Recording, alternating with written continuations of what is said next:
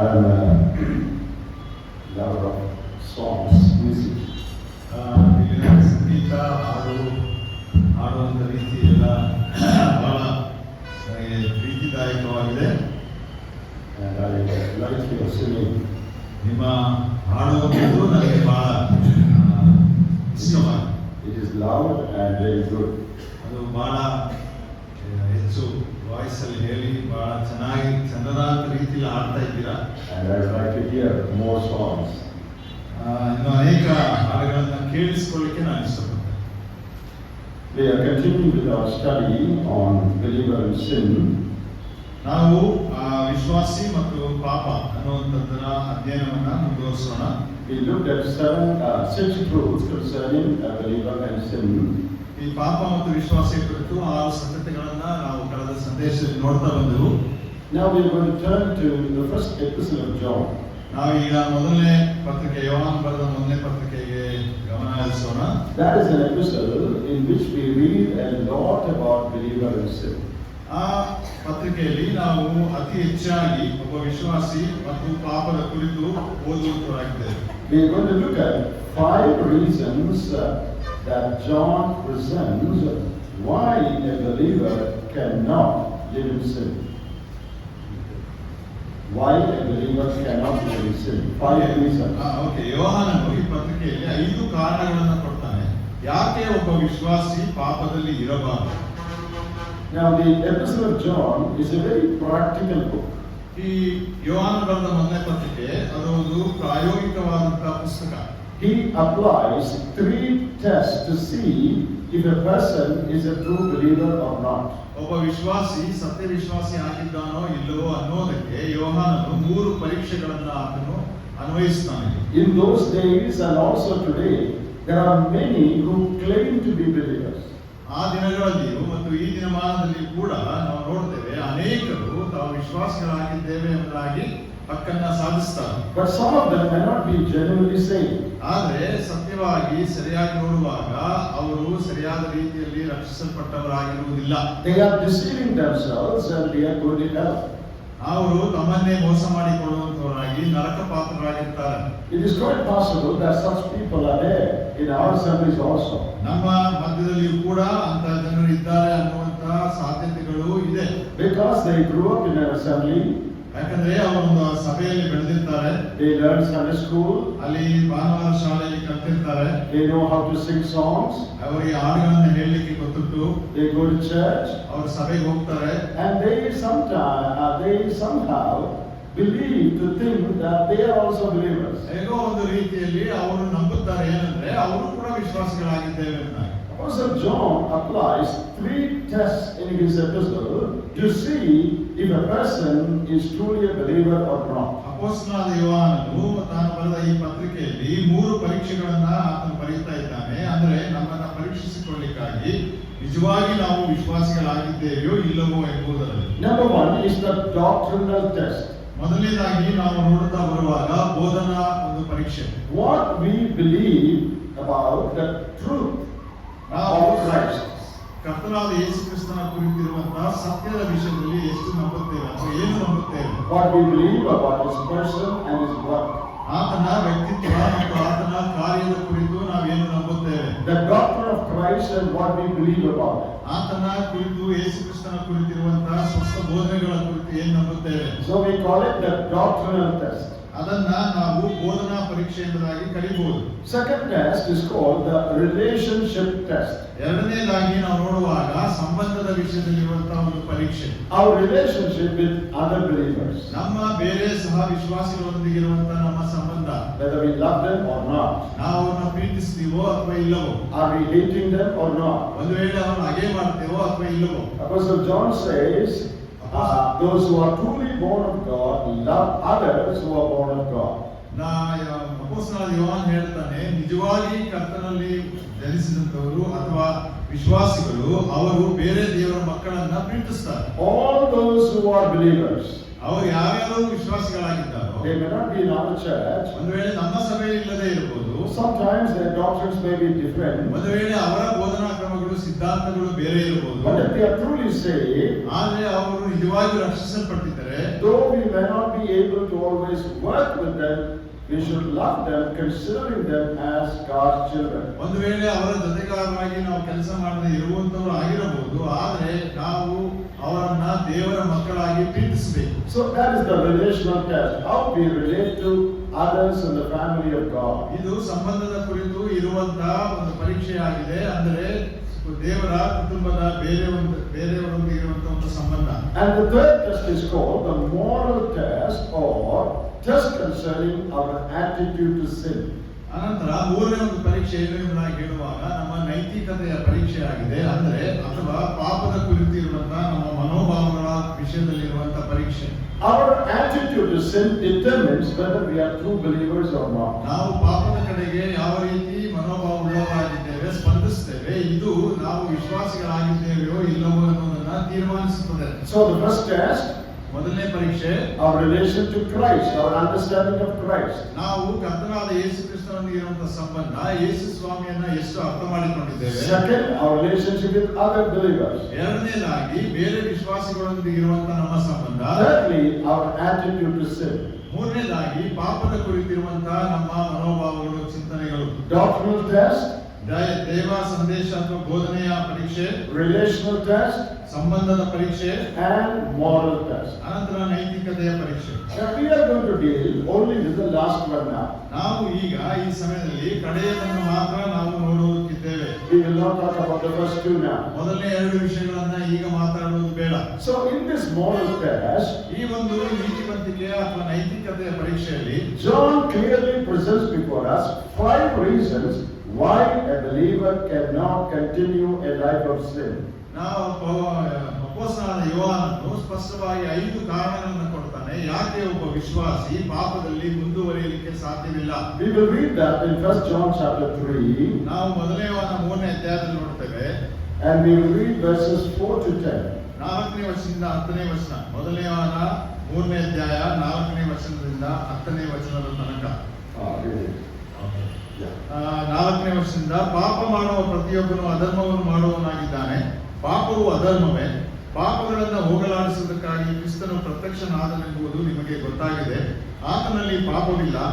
ಆತನಲ್ಲಿ ನೆಲೆಗೊಂಡಿರುವವನು ಪಾಪ ಮಾಡಲು, ಪಾಪ ಮಾಡುವವನು ಆತನನ್ನು ಕಂಡವನೂ ಅಲ್ಲ, ತಿಳಿದವನೂ ಅಲ್ಲ. ಪ್ರಿಯರಾದ ಮಕ್ಕಳೇ, ನಿಮ್ಮನ್ನು ಸನ್ಮಾರ್ಗದಿಂದ ತಪ್ಪಿಸುವುದಕ್ಕೆ ಯಾರಿಗೂ ಅವಕಾಶ ಕೊಡಬೇಡಿರಿ. ಕ್ರಿಸ್ತನು ಹೇಗೆ ನೀತಿವಂತನಾಗಿದ್ದಾನೋ ಹಾಗೆಯೇ ನೀತಿಯನ್ನು ಅನುಸರಿಸುವವನು ನೀತಿವಂತನಾಗಿದ್ದಾನೆ. ಪಾಪ ಮಾಡುವವನು ಸೈತಾನನಿಂದ ಹುಟ್ಟಿದವನಾಗಿದ್ದಾನೆ. ಆದಿಯಿಂದಲೂ ಸೈತಾನನು ಪಾಪ ಮಾಡುವವನಾಗಿದ್ದಾನಲ್ಲ. ಸೈತಾನನ ಕೆಲಸಗಳನ್ನು ಲಯ ಮಾಡುವುದಕ್ಕೋಸ್ಕರವೇ ದೇವಕುಮಾರನು ಪ್ರತ್ಯಕ್ಷನಾದನು. ದೇವರಿಂದ ಹುಟ್ಟಿದವನು ಪಾಪ ಮಾಡನು. ದೇವರ ಜೀವವು ಅವನಲ್ಲಿ ನೆಲೆಗೊಂಡದೆ. ಅವನು ದೇವರಿಂದ ಹುಟ್ಟಿದ ಕಾರಣ ಪಾಪ ಮಾಡುವವನಾಗಿರಲಾರನು. ಇವರು ದೇವರ ಮಕ್ಕಳೆಂಬುದು, ಅವರು ಸೈತಾನನ ಮಕ್ಕಳೆಂಬುದು ಇದರಿಂದ ವ್ಯಕ್ತವಾಗುತ್ತದೆ. ನೀತಿಯನ್ನು ಅನುಸರಿಸದವನು ತನ್ನ ಸಹೋದರನನ್ನ ಪ್ರೀತಿಸಿದವನು ದೇವರಿಂದ ಹುಟ್ಟಿದವರಲ್ಲ. Let us look at this passage closely. ಇದನ್ನ ಬಹಳ ಹತ್ತಿರದಿಂದ ಈ ಓದಿದ ಭಾಗವನ್ನು ಗಮನಿಸೋಣ. Why a Christian cannot live in sin? ಯಾಕೆ ಒಬ್ಬ ಕ್ರೈಸ್ತನು ಪಾಪದಲ್ಲಿ ಜೀವಿಸಲಿಕ್ಕೆ ಸಾಧ್ಯವಿಲ್ಲ? Reason number 1. ಮೊದಲನೇ ಕಾರಣ, verse 4. 4ನೇ ವಚನ. Sin is lawlessness. ಯಾಕಂದ್ರೆ ಪಾಪ ಅನ್ನುವಂಥದ್ದು ಅಧರ್ಮವಾಗಿದೆ. What does that mean? ಅದರ ಅರ್ಥವೇನು? Lawlessness means I defy the law. I stand and rebel against the law. ಅಂದ್ರೆ ಪಾಪ ಅಧರ್ಮ ಎಂಬುದಾಗಿ ಹೇಳುವಾಗ ನಾನು ದೇವರ ಧರ್ಮವನ್ನ ಅಥವಾ ಆ ಶಾಸ್ತ್ರವನ್ನ, ವಾಕ್ಯವನ್ನ ನಾನು ನಾಶ ಮಾಡುವಂತನಾಗಿರ್ತೇನೆ. ಅದರ ಮುಂದೆ ನಿಲ್ಲಲಿಕ್ಕೆ ಶಕ್ತನಲ್ಲ. Lawlessness is rebelling against God and His principles. ದೇವರ ಸಿದ್ಧಾಂತಗಳಿಗೂ ತತ್ವಗಳಿಗೂ ಮತ್ತು ದೇವರ ವಿರುದ್ಧ ದಂಗೆ ಹೇಳುವಂತದ್ದೇ ಅಧರ್ಮವಾಗಿದೆ. When a believer sins, ನಾವು ಪಾಪ ಮಾಡುವಾಗ he is standing against the law that God has placed. ದೇವರು ನಮ್ಮ ಮುಂದೆ ಇಟ್ಟಿರುವಂತ ಆ ದೇವರ ವಾಕ್ಯಗಳ ಮುಂದೆ, ಅಂದ್ರೆ ಶಾಸ್ತ್ರದ ಮುಂದೆ ನಾವು ವಿರುದ್ಧವಾಗಿರುವಂತವರಾಗಿದ್ದೇವೆ. Sin is breaking the law of God. ಅಂದ್ರೆ ಪಾಪ ಅಂದ್ರೆ ದೇವರ ಧರ್ಮಶಾಸ್ತ್ರವನ್ನ ಅಥವಾ ಶಾಸ್ತ್ರವನ್ನ ಮುರಿಯುವಂತದ್ದಾಗಿದೆ. Sin is rebelling against God and His principles. ನಾವು ಆ ಪಾಪ ಅನ್ನುವಂಥದ್ದು ದೇವರನ್ನು ಮತ್ತು ಆತನ ಸಿದ್ಧಾಂತಗಳಿಗೆ ವಿರುದ್ಧವಾಗಿರುವಂತದ್ದೇ. Therefore, a believer cannot live in sin. ಆದ್ದರಿಂದಲೇ ಒಬ್ಬ ವಿಶ್ವಾಸಿ ಪಾಪದಲ್ಲಿ ಜೀವಿಸಲಿಕ್ಕೆ ಸಾಧ್ಯವಿಲ್ಲ. How can we disobey God's laws? ನಾವು ದೇವರ ನಿಯಮಗಳನ್ನ ಅತಿ ಮೀರಿ ನಡೆಯಲಿಕ್ಕೆ ಹೇಗೆ ಸಾಧ್ಯ? How can we rebel against God who gave us these laws? ಈ ಧರ್ಮವನ್ನ ಅಥವಾ ಶಾಸ್ತ್ರಗಳನ್ನ ವಾಕ್ಯಗಳನ್ನ ಕೊಟ್ಟಂತ ದೇವರ ವಿರುದ್ಧ ನಾವು ದಂಗೆ ಹೇಳಲಿಕ್ಕೆ ಹೇಗೆ ಸಾಧ್ಯ? All the laws God has given us in His Word is for our good. ಯಾಕಂದ್ರೆ ದೇವರ ವಾಕ್ಯದಲ್ಲಿ ಕೊಟ್ಟಿರುವಂತ ಎಲ್ಲಾ ಈ ನಿಯಮಗಳು ಪಾಲನೆಗಳು ಅದು ನಮ್ಮ ಒಳಿತಿಗಾಗಿ ಕೊಡಲ್ಪಟ್ಟಿದೆ. Very often we don't realize that. ಅನೇಕ ಸಲ ನಾವು ಅದನ್ನ ಅರ್ಥ ಮಾಡಿಕೊಳ್ಳುವಂತವರಾಗಿಲ್ಲ. We only think, oh, these laws are restricting my freedom. ನಾವು ಅನೇಕ ಸಲ ಹೇಳ್ತೇವೆ ಈ ಒಂದು ವಾಕ್ಯಗಳು ನನ್ನ ಸ್ವಾತಂತ್ರ್ಯವನ್ನ ಮೊಟಕುಗೊಳಿಸ್ತಾ ಇದೆ. And we don't realize God has given us these laws for our good. ನಮ್ಮ ಒಳಿತಿಗಾಗಿ ದೇವರು ಈ ವಾಕ್ಯಗಳನ್ನ ಅಥವಾ ಆಜ್ಞೆಗಳನ್ನ ಕೊಟ್ಟಿದ್ದಾನೆ ಅನ್ನುವುದನ್ನ ನಾವು ಅರ್ಥ ಮಾಡಿಕೊಳ್ಳುವುದಿಲ್ಲ. In the Old Testament, when God gave laws to Israel, ದೇವರು ಹಳೆಯ ಒಡಂಬಡಿಕೆಯಲ್ಲಿ ಇಸ್ರಾಯೇಲರಿಗೆ ಆ ಆಜ್ಞೆಗಳನ್ನು ಕೊಟ್ಟಾಗ God repeatedly said, obey this that it may be well with you and your children. ಆತನು ಪದೇ ಪದೇ ಇಸ್ರಾಯೇಲಿಗೆ ಹೇಳ್ತಾನೆ ಅವುಗಳನ್ನ ವಿಧೇಯತೆಯಿಂದ ಕೈಕೊಂಡು ನಡೆಯುವರಾಗಿರ್ರಿ, ಯಾಕಂದ್ರೆ ಅದು ನಿಮಗೂ ನಿಮ್ಮ ಮಕ್ಕಳಿಗೂ ಆಶೀರ್ವಾದದಾಯಕವಾಗಿರುತ್ತದೆ. I have noted down many verses that say that. ಆ ರೀತಿಯಾಗಿ ಹೇಳುವಂತ ಅನೇಕ ವಾಕ್ಯಗಳನ್ನ ನಾನು ಗುರುತಿಸಿ ಬರೆಕೊಂಡಿದ್ದೇನೆ. You also please take time to find those verses. ಅದೇ ರೀತಿ ನೀವುಗಳು ಸಹ ನಿಮ್ಮ ಸಮಯಗಳನ್ನು ತೆಗೆದುಕೊಂಡು ಅಂತಹ ವಚನಗಳನ್ನ ಹುಡುಕಿರಿ. Obey these laws that it may go well with you. ಈ ಧರ್ಮಶಾಸ್ತ್ರವನ್ನ ಕೈಕೊಂಡು ನಡೆಯಿರಿ, ಯಾಕಂದ್ರೆ ಅದು ನಿಮ್ಮೊಂದಿಗೆ ಒಳ್ಳೆಯದಾಗಿ ಹೋಗುವುದಕ್ಕಾಗಿ. Well with your children. ನಿಮ್ಮ ಮಕ್ಕಳೊಂದಿಗೆ ಒಳ್ಳೆಯದಾಗುವುದಕ್ಕಾಗಿ. Good for you. ನಿಮಗಾಗಿ ಒಳಿತಿಗಾಗಿ. Obey for your good. ನಿಮ್ಮ ಒಳಿತಿಗಾಗಿ ಅದನ್ನ ಕೈಕೊಂಡು ನಡೆಯಿರಿ. Sometimes we think that we are doing a favor to God when we obey God. ನಾವು ಅನೇಕ ಸಲ ಯೋಚನೆ ಮಾಡ್ತೀವಿ ಏನಂದ್ರೆ ನಾವು ಆತನ ಆಜ್ಞೆಗಳನ್ನ ಕೈಕೊಂಡು ನಡೆಯುವುದರಿಂದ ದೇವರಿಗೆ ಏನೋ ಉಪಕಾರವನ್ನು ಮಾಡ್ತಾ ಇದ್ದೇವೆ ಎಂಬುದಾಗಿ. God, I am being such a good fellow. I am obeying all what you said. ದೇವರೇ, ನಾನು ಇಂಥ ಒಂದು ಒಳ್ಳೆಯ ಮನುಷ್ಯನು, ನೀನು ಹೇಳಿದಂತೆ ಎಲ್ಲಾ ವಾಕ್ಯಗಳನ್ನ ಕೈಕೊಂಡು ನಡೀತೇನೆ. Law is for your good. ಆ ದೇವರ ಆಜ್ಞೆಗಳು ಅದು ನಮ್ಮ ಒಳಿತಿಗಾಗಿ. See, when parents tell the youngsters, ಯವನಸ್ಥರಿಗೆ ತಂದೆ ತಾಯಿಗಳು ಹೇಳುವಾಗ, come home before 6 o'clock in the evening. ಈಗ ಸಂಜೆ 6 ಗಂಟೆ ಒಳಗೆ ನಿನ್ನ ಮನೆಯೊಳಗೆ ಇರಬೇಕು. Once it is dark, don't move around with your friends. ಒಂದು ಕತ್ತಲಾಗುವಾಗ ನಿನ್ನ ಸ್ನೇಹಿತರೊಂದಿಗೆ ಅಲ್ಲಿ ತಿರುಗಾಡಬೇಡ. Sit and study. ನೀನು ಬಂದು ಕೂತು ಓದಿಕೋ. What do the young people think? ಯವನಸ್ಥರು ಏನು ಯೋಚನೆ ಮಾಡ್ತಾರೆ? Why do my parents bring so much rules on me? ಯಾಕೆ ನನ್ನ ತಂದೆ ನನ್ನ ಮೇಲೆ ಈ ರೀತಿ ಅನೇಕ ಕಾನೂನುಗಳನ್ನು ತರ್ತಾ ಇದ್ದಾನೆ? My friends are all roaming around through the street till 10 o'clock. ನನ್ನ ಸ್ನೇಹಿತರೆಲ್ಲರೂ ಕೂಡ ಬಹಳ ಸ್ವಚ್ಛಂದವಾಗಿ ರಸ್ತೆಗಳಲ್ಲೆಲ್ಲ ಓಡಾಡ್ಕೊಂಡಿದ್ದಾರೆ. They are having a jolly good time. ಅವರಿಗೆ ಒಳ್ಳೆ ಸಂತೋಷದ ಸುಖದ ಸಮಯಗಳಲ್ಲಿ ಉಂಟು. Only my parents say come home 6 o'clock. ಯಾಕೆ ನನ್ನ ತಂದೆ ನನಗೆ ಹೇಳ್ತಿದ್ದಾನೆ ಮನೆಗೆ 6 ಗಂಟೆ ಒಳಗೆ ಬಾ. Don't go around with people. ನೀನು ಜನರೊಟ್ಟಿಗೆ ಬೆರೆಯಬೇಡ, ಹೋಗಬೇಡ. Oh, we don't like that. ಅದು ನಮ್ಗೆ ಇಷ್ಟ ಇಲ್ಲ. But later when you grow up, ಆದ್ರೆ ನೀವು ಬೆಳೀತಾ ಹೋಗುವಾಗ you will know why your parents told you that. ಯಾಕೆ ನಿಮ್ಮ ತಂದೆ ತಾಯಿಗಳನ್ನು ಹೇಳಿದ್ರು ಎಂಬುದಾಗಿ ಅವಾಗ ನಿಮ್ಗೆ ಅರ್ಥವಾಗ್ತದೆ. Many of your friends go the wrong way because there was no restriction on them. ಅವರಿಗೆ ಯಾವ ನಿರ್ಬಂಧ ಇಲ್ಲದ್ರಿಂದ ಅವರ ಅನೇಕ ಸ್ನೇಹಿತರುಗಳು ತಪ್ಪಾದ ದಾರಿಯನ್ನು ಹಿಡಿದಿದ್ರು. You will be blessed if you obey your parents. ಆದ್ರೆ ನಿಮ್ಮ ತಂದೆ ತಾಯಿಗಳಿಗೆ ವಿಧೇಯರಾಗುವುದಾದ್ರೆ ನಿಮಗೆ ಆಶೀರ್ವಾದ ಉಂಟಾಗ್ತದೆ. There is a reason why they impose those laws on you. ಯಾಕೆ ನಿಮ್ಮ ಮೇಲೆ ಆತರವಾದಂತ ನಿಯಮಗಳನ್ನ ತಂದೆ ತಾಯಿ ಹೇರುತ್ತಾರೆ ಅನ್ನೋದಕ್ಕೆ ಕಾರಣ ಉಂಟು. It is for your good. ಅದು ನಿಮ್ಮ ಒಳಿತಿಗಾಗಿ. That you may not fall into bad company. ಯಾಕಂದ್ರೆ ನೀವು ಒಂದು ದುಸ್ಸಹವಾಸದೊಂದಿಗೆ ಬೀಳಬಾರದೆಂಬುದೇ ತಂದೆ ತಾಯಿಗಳ ಯೋಚನೆ. But when we are young, we don't realize that. ಆದ್ರೆ ಯವನಸ್ಥರಾಗಿರುವಾಗ ನಾವು ಅದನ್ನ ಅರ್ಥ ಮಾಡಿಕೊಳ್ಳುವುದಿಲ್ಲ.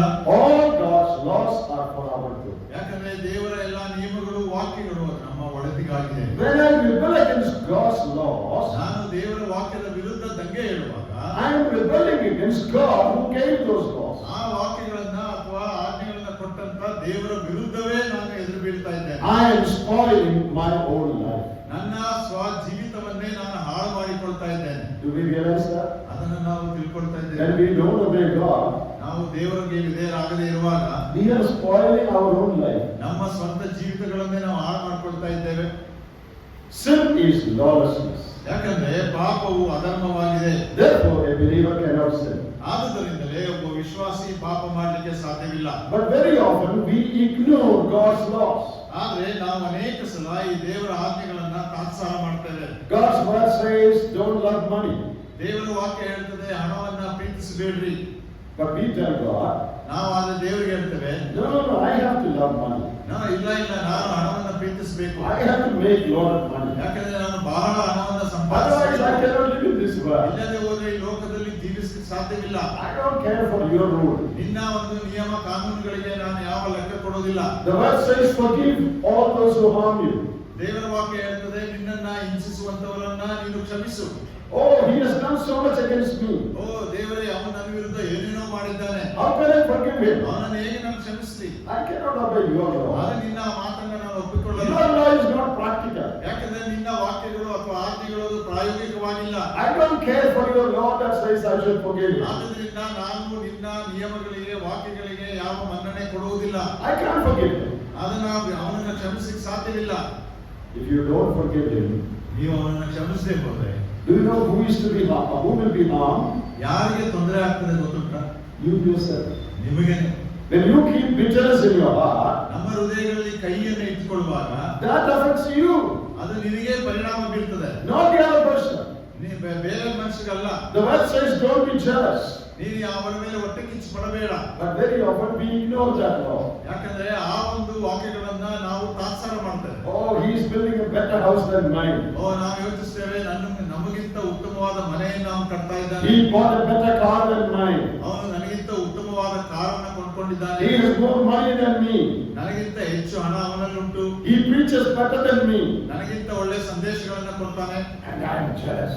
ಆದ್ರಿಂದ ನನಗೆ ಅವನ ಮೇಲೆ ಹೊಟ್ಟೆ ಉಂಟು. I don't care for what God says. ದೇವರು ಹೇಳುವಂತದ ನಿಯಮಗಳನ್ನ ನಾನು ಯಾವುದು ಮನ್ನಣೆ ಕೊಡುವುದಿಲ್ಲ. Do you know what the result? ಅದಕ್ಕೆ ಬರುವಂತ ಫಲಿತಾಂಶ In the book of Proverbs we read, he who is jealous brings rottenness to his bones. ನಾವು ದೇವರ ಜ್ಞಾನೋಕ್ತಿಗಳಲ್ಲಿ ನೋಡ್ತೇವೆ, ಆ ರೀತಿ ಹೊಟ್ಟೆ ಉರಿಯನ್ನ ಮಾಡಿಕೊಳ್ಳುವಂತವನು ತನ್ನ ಮೂಳೆಗಳಿಗೆ ಆತನು ದೇಹಕ್ಕೆ ಕ್ಷಯವನ್ನ ತಂದುಕೊಳ್ಳುವಂತವನಾಗಿದ್ದಾನೆ. Bible says don't be anxious. ದೇವರ ವಾಕ್ಯ ಹೇಳ್ತದೆ, ನೀನು ಬಹಳ ಉದ್ರೇಕಗೊಳ್ಳುವಂತವನಾಗಿರಬೇಡ. We can't obey that. ನಾವು ಅದನ್ನ ನಿಯಮ ಕೈಕೊಂಡು ನಡೆಯಲಿಕ್ಕೆ ಆಗೋಲ್ಲ. And we worry. ಅದನ್ನ ನಾವು ಹೇಳಿಕೊಂಡು ಚಿಂತೆ ಮಾಡ್ತೇವೆ. You know what happens? ಏನಾಗುತ್ತೆ ಗೊತ್ತುಂಟಾ? Your blood pressure increases. ನಮ್ಮ ರಕ್ತದ ಒತ್ತಡ ಜಾಸ್ತಿ ಆಗ್ತದೆ. Your heart condition worsens. ನಮ್ಮ ಹೃದಯ ಬಡಿಯುವಂತದ್ದು ಹಾಳಾಗ್ತದೆ. Some people get skin disease because of anxiety. ಕೆಲವರಿಗೆ ಚರ್ಮ ರೋಗಗಳು ಬರ್ತದೆ ಆತಂಕ ಉದ್ವೇಗದಿಂದ. In the case of some people, ulcers develop on your intestine when you become anxious. ನೀವು ಆ ರೀತಿ ಆತಂಕದಿಂದ ಇರುವಾಗ, ಉದ್ರೇಕದಲ್ಲಿರುವಾಗ ವೈದ್ಯರು ಹೇಳ್ತಾರೆ, ನಿಮ್ಮ ಹೊಟ್ಟೆಯಲ್ಲಿರುವಂತಹ ಕರಳುಗಳಲ್ಲಿ ರೋಗ ಬರ್ತದೆ ಎಂಬುದಾಗಿ. If you don't obey God, ನೀವು ದೇವರಿಗೆ ವಿಧೇಯರಾಗದೇ ಇದ್ದರೆ you will suffer for it. ಅದಕ್ಕೆ ನೀವು ಪರಿಣಾಮವನ್ನು ಅನುಭವಿಸ್ತೀರಾ. Because all God's laws are for our good. ಯಾಕಂದ್ರೆ ದೇವರ ವಾಕ್ಯ ಎಲ್ಲರೂ ನಮ್ಮ ಒಳಿತಿಗಾಗಿ ಕೊಡಲ್ಪಟ್ಟಿರುವುದು. When we sin, ನಾವು ಪಾಪ ಮಾಡುವಾಗ we are discarding, rebelling God against God's laws. ನಾವು ದೇವರ ಆ ಆಜ್ಞೆಗಳನ್ನ ನಾವು ವಿರೋಧ ಮಾಡುವಂತವರಾಗಿದ್ದೇವೆ, ಅದಕ್ಕೆ ವಿರುದ್ಧ ಎದ್ದು ಬೀಳುವಂತವರಾಗಿದ್ದೇವೆ. John says sin is rebellion against God, therefore a believer cannot live in sin. ಆದ್ದರಿಂದಲೇ ಯೋಹಾನನು ಹೇಳ್ತಾನೆ, ಅಧರ್ಮವು ದೇವರ ವಿರುದ್ಧ ನಿಲ್ಲುವುದರಿಂದ ನಾವು ಪಾಪ ಮಾಡಲಿಕ್ಕೆ ಸಾಧ್ಯವಿಲ್ಲ. A second reason, ಎರಡನೇ ಕಾರಣ, sin is against the purpose for which Christ came into the world. ಒಂದು ವೇಳೆ ಅಲ್ಲ, ಸತ್ಯವಾಗಿ ಪಾಪಕ್ಕಿರುವಂತ ಎರಡನೇ ಕಾರಣ ಏನೆಂಬುದಾಗಿ ನೋಡುವಾಗ, ಕರ್ತನಾದ ಯೇಸು ಕ್ರಿಸ್ತನು ಈ ಲೋಕಕ್ಕೆ ಬಂದಂತ ಉದ್ದೇಶಕ್ಕೆ ವಿರುದ್ಧವಾಗಿದೆ. Why did the Lord Jesus come into the world? ಯಾಕೆ ಕರ್ತನಾದ ಯೇಸು ಕ್ರಿಸ್ತನು ಈ ಲೋಕಕ್ಕೆ ಬಂದನು? What is the reason why Christ came? ಯಾಕೆ ಕರ್ತನಾದ ಯೇಸು ಕ್ರಿಸ್ತನು ಬಂದಂತ ಕಾರಣವೇನು? Look at verse 5. 5ನೇ ವಚನ ನೋಡ್ರಿ. And you know that he was manifested to take away our sin, and in him there is no sin. ಪಾಪಗಳನ್ನು ಹೋಗಲಾಡಿಸುವುದಕ್ಕಾಗಿ ಕ್ರಿಸ್ತನು ಪ್ರತ್ಯಕ್ಷನಾದನೆಂಬುದು ನಿಮಗೆ ಗೊತ್ತಾಗಿದೆ, ಆತನಲ್ಲಿ ಪಾಪವಿಲ್ಲ. So why did Christ come into the world? ಯಾಕೆ ಕರ್ತನಾದ ಯೇಸು ಕ್ರಿಸ್ತನು ಈ ಲೋಕಕ್ಕೆ ಬಂದನು? He came to take away sin. ಆತನು ನಮ್ಮ ಪಾಪವನ್ನು ಹೋಗಲಾಡಿಸಲು ಬಂದನು. And also in verse 9 we read, 9ನೇ ವಚನದಲ್ಲಿ ನಾವು ನೋಡ್ತೇವೆ, Son of God was manifested that he might destroy the works of the devil. That is verse 8. 8ನೇ ವರ್ಷದಲ್ಲಿ ನಾವು ನೋಡುವಂತವರಾಗಿದ್ದೇವೆ. ಸೈತಾನನ ಕೆಲಸಗಳನ್ನ ಲಯ ಮಾಡುವುದಕ್ಕೋಸ್ಕರವೇ ದೇವಕುಮಾರನು ಪ್ರತ್ಯಕ್ಷನಾದನು. For this purpose came Christ into the world. ಈ ಕಾರಣಗಳಿಗಾಗಿ ಉದ್ದೇಶಕ್ಕಾಗಿ ಕರ್ತನಾದ ಯೇಸು ಕ್ರಿಸ್ತನು ಈ ಲೋಕಕ್ಕೆ ಬಂದನು. What is the purpose? ಯಾವ ಉದ್ದೇಶ? To destroy sin. ಆ ಪಾಪವನ್ನು ನಾಶ ಮಾಡಲಿಕ್ಕಾಗಿ. To take away sin. ನಮ್ಮ ಪಾಪವನ್ನು ಹೋಗಲಾಡಿಸಲಿಕ್ಕಾಗಿ. So that is the purpose for which Christ came. ಅದಕ್ಕಾಗಿಯೇ ನಮ್ಮ ಕರ್ತನಾದ ಯೇಸು ಕ್ರಿಸ್ತನು ಈ ಲೋಕಕ್ಕೆ ಬಂದಂತ ಕಾರಣ. Sin is opposed to the reason why Christ came into the world. ಆದ್ದರಿಂದಲೇ ಕರ್ತನಾದ ಯೇಸು ಕ್ರಿಸ್ತನು ಯಾವ ಕಾರಣಕ್ಕೆ ಈ ಲೋಕಕ್ಕೆ ಬಂದನೋ ಪಾಪವೆಂಬುದು ಆ ಕಾರಣಕ್ಕೆ ವಿರೋಧವಾಗಿದೆ. He came to take away sin. ಆತನು ನಮ್ಮ ಪಾಪವನ್ನು ತೆಗೆದುಹಾಕಲಿಕ್ಕೆ ಬಂದ. He came to destroy the works of the devil. ಆ ಸೈತಾನನ ಮಾತುಗಳನ್ನ ಕೆಲಸಗಳನ್ನ ಆತನು ನಾಶ ಮಾಡಲಿಕ್ಕೆ ಬಂದ. When I sin, ನಾನು ಪಾಪ ಮಾಡುವಾಗ I am bringing back to me the reason for which Christ came. That is, He came to take away sin. I am bringing sin. ನೋಡಿ, ನಾವು ಆ ರೀತಿ ಪಾಪ ಮಾಡುವಾಗ ಕರ್ತನಾದ ಯೇಸು ಕ್ರಿಸ್ತನು ಪಾಪವನ್ನ ಹೋಗಲಾಡಿಸಲಿಕ್ಕೆ ಬಂದ.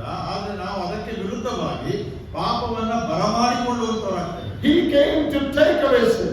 ಆತನು ಪಾಪವನ್ನ ತೆಗೆದು ಹಾಕಲಿಕ್ಕೆ ಬಂದ. At the same time, I am drawing sin to me. ಅದೇ ಸಮಯದಲ್ಲಿ ನಾವೇನ್ ಮಾಡ್ತೀವಿ? ತೆಗೆದು ಹಾಕಲ್ಪಡಬೇಕಾದಂತ ಪಾಪವನ್ನ ನಮ್ಮ ಬಳಿಗೆ ಎಳೆಕೊಡ್ತಾ ಇದ್ದೇವೆ. How can that be? ಅದೇಕೆ ಸಾಧ್ಯ? The purpose for which Christ came. ಯಾಕೆ ಕರ್ತನಾದ ಯೇಸು ಕ್ರಿಸ್ತನು ಬಂದಂತ ಉದ್ದೇಶ? To destroy the works of the devil. ಸೈತಾನನ ಕೆಲಸಗಳನ್ನ ಲಯ ಮಾಡಲಿಕ್ಕಾಗಿ. When I sin, ನಾನು ಪಾಪ ಮಾಡುವಾಗ I am building the works of the devil. ನಾವು ಆ ಕೆಲಸ ಸೈತಾನನ ಕೆಲಸಗಳನ್ನ ಇನ್ನೂ ಕಟ್ಟುತ್ತಾ ಇದ್ದೇವೆ. Christ came to put them down. ಅದನ್ನ ಕೆಡವಲಿಕ್ಕೆ ಯೇಸು ಸ್ವಾಮಿ ಬಂದ. He came to undo sin. ಅದನ್ನ ಪಾಪ ಮಾಡದಂತೆ ತಡೆಯಲಿಕ್ಕಾಗಿ ಬಂದ. But when I sin, ಆದ್ರೆ ನಾನು ಪಾಪ ಮಾಡುವಾಗ I am doing what He came to undo. ಯಾವುದು ಮಾಡಬಾರದನ್ನ ಹೇಳಲಿಕ್ಕೆ ಬಂದನೋ ಅದನ್ನ ನಾವು ಮಾಡ್ತಾ ಇದ್ದೇವೆ. Did you understand that? ಅದನ್ನ ಅರ್ಥವಾಯ್ತಾ? He came to destroy this building, that I am building this building up. ನಾನು ಕಟ್ಟುತ್ತಾ ಇರುವಂತ ಬಿಲ್ಡಿಂಗ್ ಅಥವಾ ಒಂದು ಕಟ್ಟಡವನ್ನ ಕಟ್ಟುತ್ತಿರುವುದನ್ನ ಅವನು ನಾಶ ಮಾಡಲಿಕ್ಕೆ ಬಂದಿರುವಾಗ ಆ ಕಟ್ಟಡವನ್ನ ನಾವು ಕಟ್ಟುವಂತವರಾಗ್ತೇವೆ. As a child of God, we cannot do that. ನಾವು ದೇವರ ಮಕ್ಕಳಾಗಿ ಅದನ್ನು ಮಾಡಲಿಕ್ಕೆ ಸಾಧ್ಯವಿಲ್ಲ. So the second reason John gives why we cannot live in sin. ಎರಡನೇ ಕಾರಣ ಯಾಕೆ ವಿಶ್ವಾಸಿಗಳು ಪಾಪದಲ್ಲಿ ಜೀವಿಸಲಿಕ್ಕೆ ಸಾಧ್ಯವಿಲ್ಲ ಎಂಬುದಾಗಿ. Sin is opposed to the reason why Christ came into the world. ಯಾಕಂದ್ರೆ ಆ ಪಾಪವನ್ನ ತೆಗೆದುಹಾಕುವಂತ ಕಾರಣಕ್ಕಾಗಿಯೇ ಕರ್ತನಾದ ಯೇಸು ಕ್ರಿಸ್ತನು ಈ ಲೋಕಕ್ಕೆ ಬಂದದ್ದು. And the third reason. ಮೂರನೇ ಕಾರಣ, at the end of verse 5 it says, 5ನೇ ವರ್ಷದ ಕಡೆ ಭಾಗದಲ್ಲಿ ನಾವು ನೋಡ್ತೇವೆ, in Him, that is in Christ, there is no sin. ಆತನಲ್ಲಿ ಅಂದ್ರೆ ಯೇಸು ಕ್ರಿಸ್ತನಲ್ಲಿ ಪಾಪವಿಲ್ಲ. Sin is the denial of the character of Christ. ಒಂದು ವೇಳೆ ಪಾಪ ಅನ್ನುವಂಥದ್ದು ಕರ್ತನಾದ ಯೇಸು ಕ್ರಿಸ್ತನ ಗುಣವನ್ನ ನಿರಾಕರಿಸುವಂತದ್ದಾಗಿದೆ. What is His character? ಆತನ ಗುಣವೇನು? In Him there is no sin. ಆತನಲ್ಲಿ ಪಾಪವಿಲ್ಲ. That is Christ's character. ಅದು ಕ್ರಿಸ್ತನ ಗುಣ. When we sin, ಆದ್ರೆ ನಾವು ಅದೇ ಪಾಪವನ್ನು ಮಾಡಿದ್ರೆ we are denying the character of Christ. ಆ ಕ್ರಿಸ್ತನ ಗುಣವನ್ನ ನಾವು ನಿರಾಕರಿಸ್ತಾ ಇದ್ದೇವೆ. We bear His name because we are called Christians. ನಾವು ಆತನ ಹೆಸರನ್ನು ಹೊಂದಿದಂತವರಾಗಿದ್ದೇವೆ, ಆದ್ರಿಂದಲೇ ನಾವು ಕ್ರೈಸ್ತರಾಗಿ ಕರೆಯಲ್ಪಡ್ತೇವೆ. Who is a Christian? ಯಾರು ಒಬ್ಬ ಕ್ರೈಸ್ತನು? One who follows Christ. ಕರ್ತನಾದ ಯೇಸು ಕ್ರಿಸ್ತನನ್ನು ಹಿಂಬಾಲಿಸುವಂತವನು. One who follows the character of Christ. ಕರ್ತನಾದ ಯೇಸು ಕ್ರಿಸ್ತನ ಗುಣಗಳನ್ನು ಪ್ರತಿಪಾದಿಸುವಂತವನು. What is His character? ಆತನ ಗುಣಗಳೇನು? In Him there is no sin. ಆತನಲ್ಲಿ ಪಾಪವಿಲ್ಲ. But when I am sinning, ಆದ್ರೆ ನಾನೇ ಪಾಪ ಮಾಡುವಾಗ I am encouraging, I am entertaining the character of Christ. ಆದ್ರೆ ನಾನು ಆ ಕರ್ತನಾದ ಯೇಸು ಕ್ರಿಸ್ತನ ಗುಣಕ್ಕೆ ವಿರುದ್ಧವಾಗಿ ಅದಕ್ಕೆ ಪ್ರೋತ್ಸಾಹವನ್ನು ಕೊಡ್ತಾ ಇದ್ದೇನೆ. Whose name do we bear upon ourselves? ನಾವು ಯಾರ ಹೆಸರನ್ನ ನಮ್ಮ ಮೇಲೆ ಪಡ್ಕೊಂಡಿದ್ದೇವೆಯೋ, We bear the name of Christ on us. ನಾವು ಕರ್ತನಾದ ಯೇಸು ಕ್ರಿಸ್ತನ ಹೆಸರು ನಮ್ಮ ಮೇಲಿದೆ. Then we should not do anything that is against His character. Whose name we bear? ಯಾರ ಹೆಸರು ನಮ್ಮ ಮೇಲಿದೆಯೋ ಆ ಹೆಸರಿನ ವಿರುದ್ಧ ಇರುವಂತ ಸಂಗತಿಗಳನ್ನ ನಾವು ಯಾವುದು ಮಾಡಬಾರದು. If you call yourself a Christian, ಒಂದು ವೇಳೆ ನೀವು ನಿಮ್ಮನ್ನ ಕ್ರೈಸ್ತರನ್ನಾಗಿ ಕರೆಸಿಕೊಂಡರೆ, you should show the character of Christ. ನೀವು ಯೇಸು ಕ್ರಿಸ್ತನ ಗುಣಗಳನ್ನೇ ತೋರಿಸಿಕೊಡುವಂತರಾಗಿದ್ದೀರಿ. The fourth reason. ನಾಲ್ಕನೇ ಕಾರಣ, In verse 8 we read, 8ನೇ ವರ್ಷದಲ್ಲಿ ನೋಡ್ತೇವೆ, He who sins is of the devil, for the devil has sinned from the beginning. ಪಾಪ ಮಾಡುವವನು ಸೈತಾನನಿಂದ ಹುಟ್ಟಿದವನಾಗಿದ್ದಾನೆ, ಆದಿಯಿಂದಲೂ ಸೈತಾನನು ಪಾಪ ಮಾಡುವವನಾಗಿದ್ದಾನಲ್ಲ. A Christian cannot live in sin. ಒಬ್ಬ ಕ್ರೈಸ್ತನು ಪಾಪದಲ್ಲಿ ಜೀವಿಸಲಿಕ್ಕೆ ಸಾಧ್ಯವಿಲ್ಲ. because sin is the character of the devil. ಯಾಕಂದ್ರೆ ಆ ಪಾಪ ಅನ್ನುವಂಥದ್ದು ಸೈತಾನನ ಗುಣವಾಗಿದೆ. We read sin, devil has sinned from the beginning. ಆದಿಯಿಂದಲೂ ಸೈತಾನನು ಆ ಪಾಪವನ್ನು ಮಾಡುವವನಾಗಿದ್ದಾನೆ. Sin originates with the devil. ಪಾಪವು ಸೈತಾನನಿಂದಲೇ ಉತ್ಪತ್ತಿಯಾದದ್ದು. He is the origin of sin. ಆತನೇ ಮೂಲವಾಗಿ ಪಾಪಕ್ಕೆ ಕಾರಣ. Sin is devil's character. ಯಾಕಂದ್ರೆ ಪಾಪವು ಆತನ ಗುಣವಾಗಿದೆ. Who am I? ನಾನು ಯಾರು? I am a child of God. ನಾನು ದೇವರ ಮಗಳು. How can a child of God bear the character of the devil?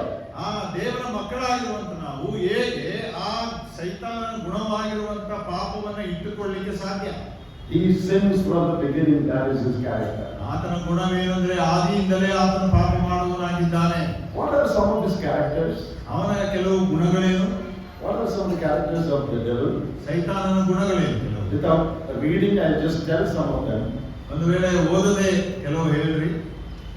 Pride is his character. ದೊಡ್ಡಸ್ತಿಕೆ. In Isaiah 14 we read that. ನಾವು ಯೆಶಾಯನ ಗ್ರಂಥ 14ನೇ ಅಧ್ಯಾಯದಲ್ಲಿ ನೋಡ್ತೇವೆ. Lucifer said, I will go up. Lucifer ಹೇಳ್ತಾನೆ, ನಾನು ಮೇಲಕ್ಕೆ I ಏರುತ್ತೇನೆ. will put my throne equal to the throne of God. ನಾನು ದೇವರ ಸಿಂಹಾಸನವನ್ನು ತೆಗೆದು ನನ್ನ ಸಿಂಹಾಸನವನ್ನು ಸ್ಥಾಪಿಸ್ತೇನೆ. I am big. ನಾನು ದೊಡ್ಡವನು. I want to become bigger. ನಾನು ಇನ್ನೂ ದೊಡ್ಡವನಾಗಬೇಕು. Pride. ಇರುವಂತ ದೊಡ್ಡಸ್ತಿಕೆ. That is Satan's character. ಅದು ಸೈತಾನನ ಗುಣ. We read in the New Testament, ನಾವು ಹೊಸ ಒಡಂಬಡಿಕೆಯಲ್ಲಿ ನೋಡ್ತೇವೆ, God resisted the proud. ಅಹಂಕಾರಿಗಳನ್ನ ದೇವರು ಎದುರಿಸ್ತಾನೆ. In the book of Peter, 1 Peter 5, we read that. ನಾವು 1 ಪೇತ್ರ 5ನೇ ಅಧ್ಯಾಯದಲ್ಲಿ ನೋಡ್ತೇವೆ. But he gives grace to the humble. ಆದರೆ ದೀನರಿಗೆ ಆತನು ತನ್ನ ಕೃಪೆಯನ್ನು ಅನುಗ್ರಹಿಸಿಕೊಡ್ತಾನೆ. Humility is whose character? ತಗ್ಗಿಸುವಿಕೆ ಅನ್ನುವಂಥದ್ದು ಯಾರ ಗುಣ? It is Christ's character. ಅದು ಕರ್ತನಾದ ಯೇಸು ಕ್ರಿಸ್ತನ ಗುಣ. Lucifer said, ಲೂಸಿಫರ್ ಹೇಳ್ದ, I will go up. ನಾನು ಮೇಲಕ್ಕೆ ಏರಿ ಹೋಗ್ತೇನೆ. 5 times in the English Bible, 5 times he says, I will, I will, I will. ನಾವು ಆಂಗ್ಲ ಭಾಷೆ ಸತ್ಯವೇದದಲ್ಲಿ ನೋಡ್ತೇವೆ, ಒಂದು ವೇಳೆ ಕನ್ನಡದಲ್ಲೂ ಇದೆ, ನಾನು ನಾನು ನಾನು ಎಂಬುದಾಗಿ. You can read that in Isaiah 14 later. ನಾವು ಯೆಶಾಯ 14ನೇ ಅಧ್ಯಾಯ I will go up. ಅದನ್ನು ಓದ್ರಿ. I will go up. ನಾನು ಮೇಲಕ್ಕೆ ಏರಿ I want to become bigger. ನಾನು ದೊಡ್ಡವನಾಗಬೇಕು. ನಾನು. Whose character? ಯಾರ ಗುಣ? Satan's character. ಸೈತಾನನ ಗುಣ. What is the character of Christ? ಕರ್ತನಾದ ಯೇಸು ಕ್ರಿಸ್ತನ ಗುಣ ಏನು? Philippians 2. ಫಿಲಿಪ್ಪಿದವರಿಗೆ ಬರೆದ ಪತ್ರಿಕೆ 2ನೇ ಅಧ್ಯಾಯ. He was up there. ಆತನು ಮೇಲೆ ಇದ್ದನು, ಎತ್ತರದಲ್ಲಿದ್ದನು. He decided to come down. ಆದರೆ ಆತನು ಕೆಳಗೆ ಭೂಮಿಗೆ ಬರಲಿಕ್ಕೆ ನಿರ್ಧಾರ ಮಾಡಿದನು. Satan said, I will go up. ಸೈತಾನ ಹೇಳ್ತಾನೆ, ನಾನು ಮೇಲಕ್ಕೆ ಹೋಗ್ತೇನೆ. Christ said, ಕರ್ತನಾದ ಯೇಸು ಕ್ರಿಸ್ತನು ಹೇಳಿದನು, I will come down. ನಾನು ಕೆಳಗೆ ಬರ್ತೇನೆ. He humbled himself even to the death of the cross. ಅವನು ಶಿಲುಬೆಯ ಮರಣಕ್ಕಾದರೂ ತಗ್ಗಿಸಿಕೊಳ್ಳುವಷ್ಟು ಮಟ್ಟಿಗೆ ತಗ್ಗಿಸಿಕೊಂಡನು. Humbling oneself is the character of Christ. ಯಾಕಂದ್ರೆ ತಗ್ಗಿಸಿಕೊಳ್ಳುವಂತದ್ದೇ ನಮ್ಮ ಕರ್ತನಾದ ಯೇಸು ಕ್ರಿಸ್ತನ ಗುಣವಾಗಿದೆ. Appearing big in my own eyes is pride. ನನ್ನ ದೃಷ್ಟಿಯಲ್ಲಿ ನಾನು ದೊಡ್ಡಸ್ತಿಕೆಯನ್ನ ದೊಡ್ಡವನಾಗಿ ಕಾಣಿಸಿಕೊಳ್ಳುವಂತದ್ದೇ ಒಂದು ದೊಡ್ಡಸ್ತಿಕೆ. What will happen to the proud? ಆ ದೊಡ್ಡಸ್ತಿಕೆಯನ್ನು ಮಾಡುವಂತವ್ರಿಗೆ ಏನಾಗ್ತದೆ? God says, God resisted. ದೇವರು ಅವರನ್ನ ಎದುರಿಸ್ತಾನೆ. See, Bible doesn't say God resisted the drunkards. ನಾವು ದೇವರ ವಾಕ್ಯದಲ್ಲಿ ಎಲ್ಲಿಯೂ ಕೂಡ ಕುಡುಕನನ್ನ ದೇವರು ಎದುರಿಸ್ತಾನೆ ಅಂತ ಬಂದಿಲ್ಲ. Bible doesn't say God resisted the adulterers. ಒಂದು ವೇಳೆ ವ್ಯಭಿಚಾರಿಗಳನ್ನ ದೇವರು ಎದುರಿಸ್ತಾನೆ ಎಂಬುದಾಗಿ ಬಂದಿಲ್ಲ. There's no such words. ಅಂತಹ ಮಾತುಗಳಿಲ್ಲ. But one group of people God is against. ಆದರೆ ಒಂದು ಗುಂಪಿನ ವಿರುದ್ಧ, ಜನರ ವಿರುದ್ಧ ದೇವರಿದ್ದಾನೆ. The proud ones. ಆ ಅಹಂಕಾರಿಗಳ ವಿರುದ್ಧ. You may not be drunkard. ನಾವು ಒಂದು ವೇಳೆ ಕುಡುಕರಾಗಿರಬಹುದು. You may not be immoral. ಒಂದು ವೇಳೆ ಅನೀತಿವಂತರು ಅಲ್ಲ. You may be a nice looking believer in the church. ಒಂದು ವೇಳೆ ಸಭೆಯಲ್ಲಿ ಬಹಳ ಚೆನ್ನಾಗಿ ಕಾಣಿಸಿಕೊಳ್ಳುವಂತ ವಿಶ್ವಾಸಿ. But if you are proud in your heart. ಆದರೆ ನಿಮ್ಮ ಹೃದಯಗಳಲ್ಲಿ ದೊಡ್ಡಸ್ತಿಕೆ ಇದ್ದರೆ. About anything.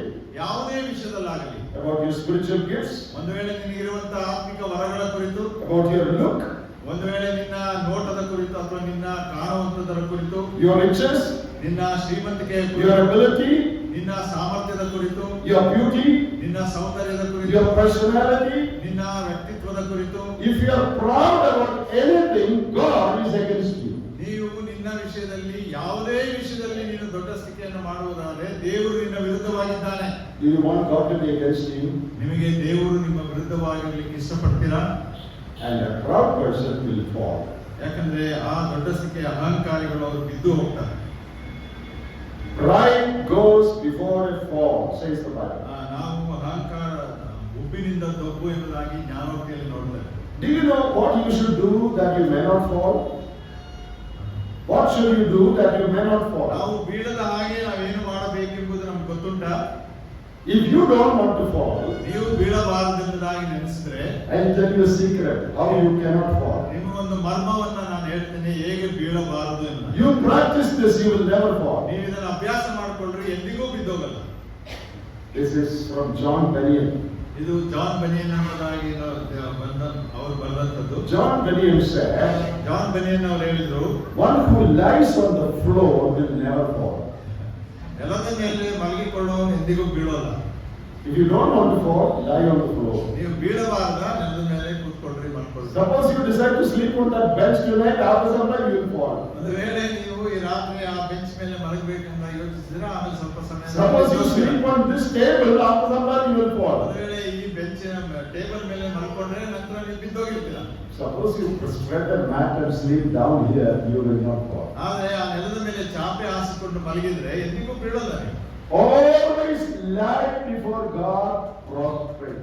ನೋಡ್ರಿ, ಯಾವಾಗಲೂ ದೇವರ ಮುಂದೆ ಬೋರ್ಲ ಬಿದ್ದಂತವರಾಗಿರ್ರಿ. God, I am what I am only by your grace. ಕರ್ತನೇ, ನಾನು ಏನಾಗಿದ್ದೇನೋ ಅದೇ ಆಗಿದ್ದೇನೆ ನಿನ್ನ ಕೃಪೆಯಿಂದ. If I am a great preacher, ನಾನು ಒಂದು ವೇಳೆ ಒಳ್ಳೆ ಸಂದೇಶಕನಾಗಿದ್ರೆ, if I can sing well, ನಾನು ಒಂದು ಒಳ್ಳೆ ಸಂಗೀತವನ್ನು ಹಾಡೋದಕ್ಕೆ if ಸಾಧ್ಯವಾಗಿದ್ರೆ, I have a lot of money, ನನಗೆ ಅನೇಕ ಹಣವಿದ್ರೆ, only because you gave it to me. ಅದೆಲ್ಲವೂ ನೀನು ಕೊಟ್ಟದ್ರಿಂದ I have nothing to be proud of. ನನ್ನನ್ನ ಅದರಲ್ಲಿ ಹೆಚ್ಚಿಸಿಕೊಳ್ಳುವುದಕ್ಕೆ ನನ್ನಲ್ಲಿ ಏನೂ ಇಲ್ಲ. My place is on the floor. ಯಾಕಂದ್ರೆ ನಾನು ಯಾವಾಗಲೂ ನೆಲದಲ್ಲಿ ಇರುವಂತವನು. I lie prostrate before you all the time. ಮುಂದೆ ಸಾಷ್ಟಾಂಗ ಬೀಳಲಿಕ್ಕೆ ಇಷ್ಟಪಡ್ತೇನೆ. Then you will not fall. ಅವಾಗ ನೀವು ಬೀಳೋದಿಲ್ಲ. What a beautiful thought that is. ಎಂತ ಒಂದು ಸೌಂದರ್ಯವುಳ್ಳಂತ ಸುಂದರವಾದಂತ ಆಲೋಚನೆ. We are talking about the character of Christ. ನಾವು As was the devil. ಸೈತಾನನ ಗುಣವನ್ನು ನೋಡ್ತಾ ಇದ್ದೇವೆ. He sins from the beginning. That is his character. ಆದಿಯಿಂದಲೇ ಅದು ಅವನ ಗುಣವಾಗಿದೆ. Then anger is his character. ಕೋಪ ಅನ್ನುವುದು ಅವನ ಗುಣ. In John chapter 8, ಯೋಹಾನ ಸುವಾರ್ತೆ 8ನೇ ಅಧ್ಯಾಯ, Jesus said he's a murderer from the beginning. ಕರ್ತನಾದ ಯೇಸು ಕ್ರಿಸ್ತನು ಹೇಳ್ತಾನೆ, ಆತನು ಕೊಲೆಗಾರ. Apostle John in his epistle says, ಅಪೊಸ್ತಲನಾದ ಯೋಹಾನನು ಈ ಪತ್ರಿಕೆಯಲ್ಲಿ ಬರ್ತಾನೆ, he who hates his brother is a murderer. ಯಾರು ತನ್ನ ಸಹೋದರನನ್ನು ದ್ವೇಷಿಸ್ತಾನೋ ಅವನು ಕೊಲೆಗಾರನಾಗಿದ್ದಾನೆ. Have you seen that verse in the Bible? ನೀವು ದೇವರ ವಾಕ್ಯದಲ್ಲಿ ಆ ವಾಕ್ಯವನ್ನು ನೋಡಿದ್ದೀರಾ? He who hates his brother is a murderer. ಯಾರು ತನ್ನ ಸಹೋದರನ ದ್ವೇಷಿಸ್ತಾನೋ ಅವನು ಕೊಲೆಗಾರ. But we don't take it seriously, right? ಅದನ್ನ ನಾವು ಬಹಳ ಗಂಭೀರವಾಗಿ ತೆಗೆದುಕೊಳ್ಳುವುದಿಲ್ಲ. We hate so many people and we don't think we are murderers. ನಾವು ಅನೇಕ ಸಲ ಜನರನ್ನು ಹಾಗೆ ಮಾಡ್ತೇವೆ, ಆದರೆ ನಾವು ಕೊಲೆಗಾರರಾಗಿದ್ದೇವೆ ಎಂಬುದಾಗಿ ನೆನೆಸಿಕೊಳ್ಳುವುದಿಲ್ಲ. You know, once I went to another country. ಒಂದು ದಿವಸ ಒಂದು ಸಮಯ ನಾನು ಬೇರೆ ಒಂದು ದೇಶಕ್ಕೆ ಹೋದೆ. And in that church where I was preaching, there was a division. ನಾನು ಸಂದೇಶ ಕೊಡುತ್ತಿದ್ದಂತಹ ಸಮಯದ ಸಭೆಯಲ್ಲಿ ಅಲ್ಲಿ ಒಂದು ಒಡಕಿತ್ತು. Two groups of people were fighting sometimes. ಯಾವಾಗಲೂ ಕೆಲವು ಸಮಯಗಳಲ್ಲಿ ಎರಡು ಗುಂಪಿನವರು ಒಬ್ಬರಿಗೊಬ್ಬರು ಕಚ್ಚಾಡ್ತಾ ಇದ್ದಾರೆ. But they were meeting as one, fighting also. ಆದ್ರೆ ಸಂದೇಶಗಳಿಗೆ ವಾಕ್ಯಗಳಿಗೆಲ್ಲ ಒಟ್ಟಾಗಿ ಸೇರ್ತಾ ಇದ್ರು, ಅವಾಗಲೂ ಗಲಾಟೆ ಮಾಡ್ಕೊಳ್ತಾ ಇದ್ರು. They had a cottage meeting. ಒಂದು ದಿವಸ ಅವರ ಮನೆಯಲ್ಲಿ ಕುಟುಂಬ ಪ್ರಾರ್ಥನೆ ಇತ್ತು. So I was preaching from the epistle of John. ನಾನು ಯೋಹಾನ ಪತ್ರಿಕೆಯಿಂದ ಮಾತಾಡ್ತಾ ಇದ್ದೆ. And I spoke on this verse, he who hates his brother is a murderer. ಅವಾಗ ನಾನು ಈ ವಾಕ್ಯದ ಮೇಲೆ ಮಾತಾಡಿದೆ, ತನ್ನ ಸಹೋದರನನ್ನು ದ್ವೇಷಿಸುವವನು ಕೊಲೆಗಾರನಾಗಿದ್ದಾನೆ. They were already hating one another. ಅವರು ಆಗಲೇ ಒಬ್ಬರಿಗೊಬ್ಬರು ದ್ವೇಷಿಸ್ತಾ ಇದ್ರು. After the meeting, ಆ ಕೂಟವಾದ ನಂತರ when we were going away, ನಾವು ವಾಪಸ್ ಹೋಗುತ್ತಾ ಇರುವಾಗ I was going with a brother, his wife and two sons. ನಾನು ಒಬ್ಬ ಸಹೋದರ, ಅವನ ಹೆಂಡತಿ ಮತ್ತು ಎರಡು ಗಂಡು ಮಕ್ಕಳೊಂದಿಗೆ ಹೋಗ್ತಾ ಇದ್ದೆ. So that little boy in that house, ಆ ಮನೆಯಲ್ಲಿದ್ದಂತಹ ಸಣ್ಣ ಬಾಲಕ ಹೇಳಿದ, he is asking his father, ಅವರ ತಂದೆಗೆ ಒಂದು ಪ್ರಶ್ನೆ ಮಾಡ್ದ, so you are all murderers, huh? ಅಪ್ಪ ನೀವೆಲ್ಲರೂ ಕೂಡ ಕೊಲೆಗಾರರು. Innocent boy. ಅವನು ಬಹಳ ಸಾಮಾನ್ಯವಾದಂತಹ ಅಥವಾ ಮುಗ್ಧನಾದಂತಹ ಬಾಲಕ. But he was honest, he didn't know how to pretend. ಆದರೆ ಆತನು ಪ್ರಾಮಾಣಿಕನಾಗಿದ್ದ, ನಟನೆ ಮಾಡ್ಲಿಕ್ಕೆ ಅವನು ಗೊತ್ತಿಲ್ಲ. Loudly in front of me, he is telling his father, you are all murderers, huh? ನನ್ನ ಎದುರಿಗೆ ಅವನು ಅವರ ತಂದೆಗೆ ಹೇಳ್ದ, ಅಪ್ಪ ನೀವೆಲ್ಲರೂ ಕೊಲೆಗಾರರು. The boy took it seriously, the seniors did not take it seriously. ಆ ಪುಟ್ಟ ಬಾಲಕನು ಅದನ್ನು ಗಂಭೀರವಾಗಿ ಪರಿಗಣಿಸಿದ, ಆದ್ರೆ ಆ ಆ ಹಿರಿಯರುಗಳು ಯಾರು ಕೂಡ ಅದನ್ನ ಅಷ್ಟು ಗಂಭೀರವಾಗಿ I don't ತೆಗೆದುಕೊಂಡು know how the believers took it, ಅದು ಯಾವ ರೀತಿ ಆ ವಿಶ್ವಾಸಗಳು ತೆಗೆದುಕೊಂಡ್ರು ನನಗೆ ಗೊತ್ತಿಲ್ಲ. but the boy took it seriously. ಆದ್ರೆ ಆ ಬಾಲಕನು ಅದನ್ನ ನಿಜವಾದ ರೀತಿಯಲ್ಲಿ ಸ್ವೀಕರಿಸಿದ್ದಾನೆ. Who is a murderer? ಯಾರು ಆ ಕೊಲೆಗಾರ? One who hates his brother. ಯಾರು ತನ್ನ ಸಹೋದರನ ದ್ವೇಷಿಸ್ತಾನೆ? Jesus said Satan is a murderer. ಕರ್ತನಾದ ಯೇಸು ಕ್ರಿಸ್ತನು ಹೇಳ್ತಾನೆ ಸೈತಾನನು ಕೊಲೆಗಾರ. And murder stems from anger. ಯಾಕಂದ್ರೆ ಆ ಕೊಲೆ ಅನ್ನುವಂಥದ್ದು ಕೋಪದಿಂದ ಉದ್ಭವ ಆಗ್ತದೆ. You develop anger in your heart and you decide to murder. ನೀವು ನಿಮ್ಮ ಹೃದಯಗಳಲ್ಲಿ ಕೋಪವನ್ನ ಬೆಳೆಸಿಕೊಳ್ತೀರಾ, ನಂತರ ಕೊಲೆ ಮಾಡಲಿಕ್ಕೆ ತೀರ್ಮಾನಿಸ್ತೀರಾ. Hatred is from the devil. ಹಾಗೆ ಅನ್ನುವಂಥದ್ದು ಅದು ಸೈತಾನನ ಬಂದಂಥದ್ದು. So when you hate someone, ನೀವು ಒಬ್ಬರನ್ನು ಹಾಗೆ ಮಾಡುವಾಗ you are bearing the character of Satan. ಆ ಸೈತಾನನ ಗುಣವನ್ನು ಹೊಂದಿದವರಾಗಿದ್ದೀರಿ. Jealousy is another character. ಹೊಟ್ಟೆ ಉರಿ ಅನ್ನುವಂಥದ್ದು ಇನ್ನೊಂದು ಗುಣ. In the first epistle of John, ಮೊದಲನೇ ಯೋಹಾನ ಪತ್ರಿಕೆಯಲ್ಲಿ John talks about Cain ಕಾಯಿನನ ಕುರಿತು ಯೋಹಾನ and ಮಾತಾಡ್ತಾನೆ. how he murdered his brother Abel. ಅವನು ತನ್ನ ತಮ್ಮನಾದ ಏಬೆಲನ್ನು ಹೇಗೆ ಕೊಂದನು ಎಂಬುದಾಗಿ ಹೇಳಲ್ಪಟ್ಟಿದೆ. In 1 John 3 and verse 12 it says, ನಾವು ಮೊದಲನೇ ಯೋಹಾನ 3ನೇ ಅಧ್ಯಾಯ 12ನೇ ವಚನ, Cain was of the wicked one. ಯಾಕಂದ್ರೆ ಕಾಯಿನನು ಅವನು ದುಷ್ಟನಾಗಿದ್ದ. What does that mean? ಕೆಡುಕನಾಗಿದ್ದ ಅಂದ್ರೆ ಅರ್ಥವೇನು? Cain was of the wicked one means Cain had the character of the wicked one, the devil. ಅಂದ್ರೆ ಕಾಯಿನನು ಕೆಡುಕನಿಂದ ಹುಟ್ಟಿದವನು ಎಂಬುದಾಗಿ ಬರೆಯಲ್ಪಟ್ಟಿದೆ. ಅದರ ಅರ್ಥ ಆ ಕೆಡುಕನಿಂದಲೇ ಅವನು ಇದ್ದಂತವನಾಗಿದ್ದ, ಬಂದವನಾಗಿದ್ದ. What did he do? ಅವನೇನ್ ಮಾಡ್ದ? He murdered his brother. ಅವನ ತಮ್ಮನನ್ನ ಕೊಂದ. Why did he murder his brother? ಯಾಕೆ ತಮ್ಮನನ್ನ ಕೊಂದ? Because his works were found wanting and his brother's works were accepted by God. ಯಾಕಂದ್ರೆ ದೇವರು ಅವನು ಅರ್ಪಿಸಿದಂತ ಕಾಣಿಕೆಗಳಲ್ಲಿ ಕಮ್ಮಿ ಕಾಯಿನನ್ನು ಅರ್ಪಿಸಿದ್ದು, ಆದ್ರೆ ಅವನ ತಮ್ಮನಾದ ಏಬೇಲನ್ನು ಅರ್ಪಿಸಿದ ಕಾಣಿಕೆಗಳನ್ನ ದೇವರು ಮೆಚ್ಚಿದ್ದ. That is called jealousy. ಅದನ್ನೇ ಹೊಟ್ಟೆ ಕಿಚ್ಚು ಅನ್ನುವಂಥದ್ದು. Jealousy is Satan's character. ಯಾಕಂದ್ರೆ ಹೊಟ್ಟೆ ಕಿಚ್ಚು ಅನ್ನುವಂಥದ್ದು ಸೈತಾನನ ಗುಣವೇ. Cain contracted a bit of that character and murdered his brother. That's what John says. ಆ ಒಂದು ಗುಣವನ್ನ ಕಾಯಿನನ್ನು ಸ್ವಲ್ಪ ತೆಗೆದುಕೊಂಡದರಿಂದಲೇ ತನ್ನ ತಮ್ಮನನ್ನ ಕೊಂದು ಹಾಕ್ತಾನೆ. Are you ever jealous of someone else? ನಾವು ಯಾವತ್ತಾದ್ರೂ ಯಾರಾದ್ರೂ ಮೇಲಾದ್ರೂ ಹೊಟ್ಟೆ ಕಿಚ್ಚು ಪಡುವಂತರಾಗಿದ್ದೇವೆ. Then you are entertaining Satan's character. ಅವಾಗ ನಾವು ಸೈತಾನನ ಗುಣವನ್ನ ನಮ್ಮ ಬಳಿಗೆ ಪ್ರೋತ್ಸಾಹಿಸಿ ತೆಗೆದುಕೊಳ್ಳುವ. In John 8:44, ಯೋಹಾನ ಸುವಾರ್ತೆ 8ನೇ ಅಧ್ಯಾಯ 44ನೇ ವಚನ, Jesus said, Satan is a liar also. ಕರ್ತನಾದ ಯೇಸು ಕ್ರಿಸ್ತನು ಹೇಳ್ತಾನೆ ಸೈತಾನನು ಸುಳ್ಳುಗಾರನಾಗಿದ್ದಾನೆ. He is a father of lies. ಆತನು ಸುಳ್ಳಿನ ತಂದೆಯಾಗಿದ್ದಾನೆ. Every lie is from the devil. ಯಾಕಂದ್ರೆ ಪ್ರತಿಯೊಂದು ಸುಳ್ಳು ಅದು ಸೈತಾನನಿಂದಲೇ ಬರುವಂತದ್ದಾಗಿದೆ. When we tell lies, ನಾವು ಸುಳ್ಳು ಹೇಳುವಾಗ we are supporting the character of Satan. ನಾವು ಸೈತಾನನ ಗುಣಗಳಿಗೆ ಪ್ರೋತ್ಸಾಹ ಕೊಡುವಂತವರಾಗಿದ್ದೇವೆ. Let me ask you a simple question. ನೀವು ಒಂದು ಸರಳವಾದ ಪ್ರಶ್ನೆಯನ್ನ ಕೇಳ್ತೇನೆ. Do you tell lies? ನೀವು ಸುಳ್ಳು ಹೇಳ್ತೀರಾ? I am asking all of you. ನಿಮ್ಮೆಲ್ಲರಿಗೂ ಈ ಪ್ರಶ್ನೆ. Sisters, ಸಹೋದರಿಯರೇ, brothers, ಸಹೋದರರೇ, young and old, ಯವನಸ್ಥರೇ ಮತ್ತು ಹಿರಿಯರೇ, you don't have to answer me. ನನಗೆ ಉತ್ತರ ಕೊಡಬೇಕಾಗಿಲ್ಲ, You answer God. ದೇವರಿಗೆ ಉತ್ತರ ಕೊಡ್ರಿ. Do you tell lies? ನೀವು ಸುಳ್ಳನ್ನು ಹೇಳ್ತೀರಾ? Many people don't take lies seriously. They don't take lies seriously. ಅನೇಕರು ಆ ಸುಳ್ಳು ಅನ್ನುವಂತ ವಿಷಯವನ್ನ ಗಂಭೀರವಾಗಿ ತೆಗೆದುಕೊಳ್ಳುವುದಿಲ್ಲ. I know some believers who tell lies. ನಮ್ಗೆ ಕೆಲವರು ಗೊತ್ತುಂಟು, ಅವರು ಸುಳ್ಳು ಹೇಳ್ತಾರೆ and they don't feel anything about it. ಆ ಸುಳ್ಳು ಹೇಳೋದು ಅವ್ರ ಮೇಲೆ ಏನು ಪರಿಣಾಮ ಬೀರೋದಿಲ್ಲ. I don't know how they can be Christians. ಅದು ಹೇಗೆ ಕ್ರೈಸ್ತರಾಗಿರಲಿಕ್ಕೆ ಸಾಧ್ಯ ಅನ್ನೋದು ನನಗೆ ಅರ್ಥ ಆಗಲ್ಲ. Lie is from the devil. ಯಾಕಂದ್ರೆ ಸುಳ್ಳು ಅನ್ನುವಂಥದ್ದು ಸೈತಾನನಿಂದ. So what is the point we are considering now? ನಮಗೆ ಕಲಿಯುತ್ತಿರುವಂತಹ ಒಂದು ಈಗ ಅಂಶ ಏನು? Sin originates from the devil and it is his character. Therefore, a believer cannot live in sin. ಪಾಪ ಅನ್ನುವಂಥದ್ದು ಸೈತಾನನಿಂದ ಉತ್ಪತ್ತಿಯಾದಂತದ್ದಾಗಿದೆ, ಹುಟ್ಟುವಂತದ್ದಾಗಿದೆ. ಆದದ್ದರಿಂದ ಒಬ್ಬ ವಿಶ್ವಾಸಿ ಆ ಪಾಪದಲ್ಲಿ ಜೀವಿಸಲಿಕ್ಕೆ ಸಾಧ್ಯವಿಲ್ಲ. That's it. That is verse 8. ಅದು 8ನೇ ವಚನ, ಮೊದಲನೇ ಯೋಹಾನ ಪತ್ರಿಕೆ 3ನೇ ಅಧ್ಯಾಯ. Let us look at the fifth reason.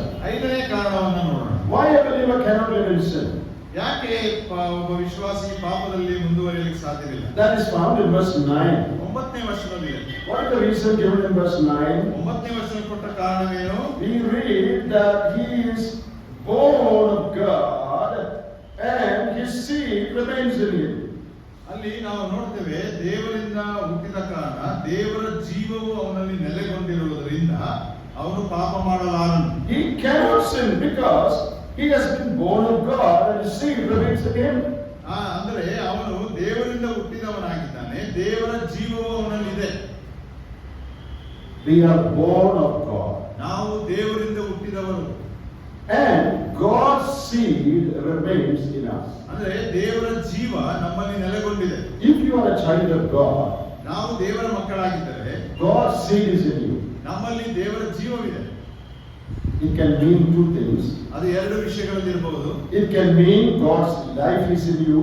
ಅದು ಎರಡು ಅರ್ಥಗಳನ್ನ ಕೊಡಬಹುದು. ಅಂದ್ರೆ ಒಂದು ಅರ್ಥ ದೇವರ ಜೀವ ನಮ್ಮಲ್ಲುಂಟು, Divine life is in you. ದೈವಿಕವಾದಂತ ಜೀವ ನಮ್ಮಲ್ಲಿದೆ. It can also mean the Holy Spirit is in you.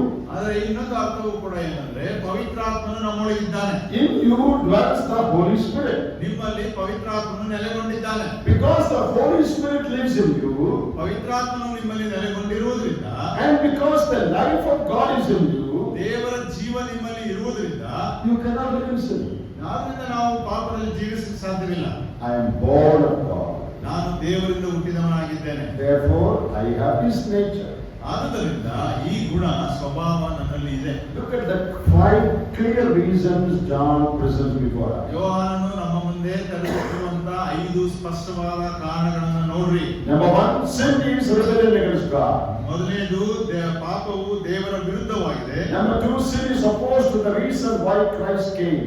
ಪಾಪವೇ ಕಾರಣವಾಗಿತ್ತು ಕರ್ತನಾದ ಯೇಸು ಕ್ರಿಸ್ತನು ಈ ಲೋಕಕ್ಕೆ ಬರಲಿಕ್ಕಾಗಿ. Number 3, sin is the denial of the character of Christ. ಅನಂತರ ನಾವು ಒಂದು ವೇಳೆ ಪಾಪ ಅನ್ನುವಂಥದ್ದು ಅದು ಕರ್ತನಾದ ಯೇಸು ಕ್ರಿಸ್ತನ ಗುಣವನ್ನ ಅಲ್ಲಗಳೆಯುವಂತ ಸ್ವಭಾವ. Number 4, sin originates with the devil and is his character. ಅನಂತರ ಪಾಪ ಅನ್ನುವಂಥದ್ದು ಸೈತಾನನಿಂದ ಹುಟ್ಟಿದದ್ದಾಗಿದೆ ಮತ್ತು ಆತನ ಗುಣವಾಗಿದೆ. Number 5, ಐದನೇದು, he is born of God and God's nature, life, Holy Spirit remains. ವಿಶ್ವಾಸಿಗಳು ದೇವರಿಂದ ಹುಟ್ಟಿದವರಾಗಿದ್ದಾರೆ. ಅನಂತರ ದೇವರ ಸ್ವಭಾವವಾಗಿರುವಂತಹ ಆ ಜೀವ ಅಂದರೆ ಪವಿತ್ರಾತ್ಮನು ಸಹ ನಮ್ಮಲ್ಲಿ ನೆಲೆಗೊಂಡಿದ್ದಾನೆ. See, John presents in a very simple way, but in a very reasonable, sensible way, logical way, why we Christians cannot continue in sin.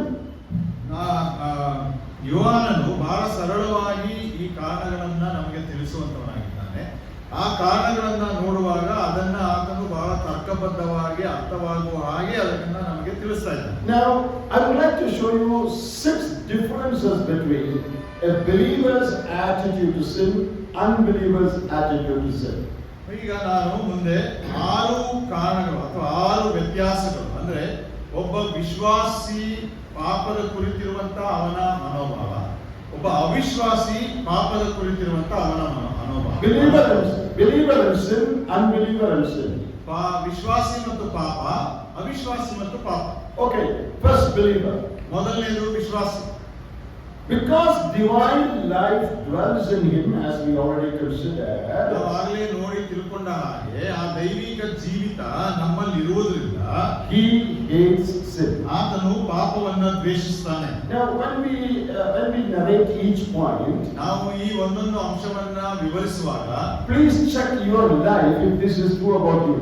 ಈ ಅಂಶಗಳು ನಮ್ಮಲ್ಲಿ ಇದೆಯಾ ಅಥವಾ ನನಗೆ ಅನ್ವಯಿಸುತ್ತಾ ಅನ್ನುವಂಥದ್ದನ್ನ ಪರೀಕ್ಷಿಸಿಕೊಳ್ಳಿ. First point is, ಮೊದಲನೇ ಅಂಶ, because divine life is in a believer, he hates sin. ದೇವರ ದೈವಿಕವಾದ ಜೀವಿತ ನಮ್ಮಲ್ಲಿ ಇರುವುದರಿಂದ, ವಿಶ್ವಾಸಿಗಳಲ್ಲಿ ಇರುವುದರಿಂದ ಆ ವಿಶ್ವಾಸಿ ಪಾಪವನ್ನ ಏಸುತ್ತಾನೆ ಅಥವಾ ಅದೇ ಮಾಡ್ತಾನೆ. Now, unbeliever, opposite of this. ಅದಕ್ಕೆ ವಿರುದ್ಧವಾಗಿರುವಂತಹ ಅವಿಶ್ವಾಸಿ.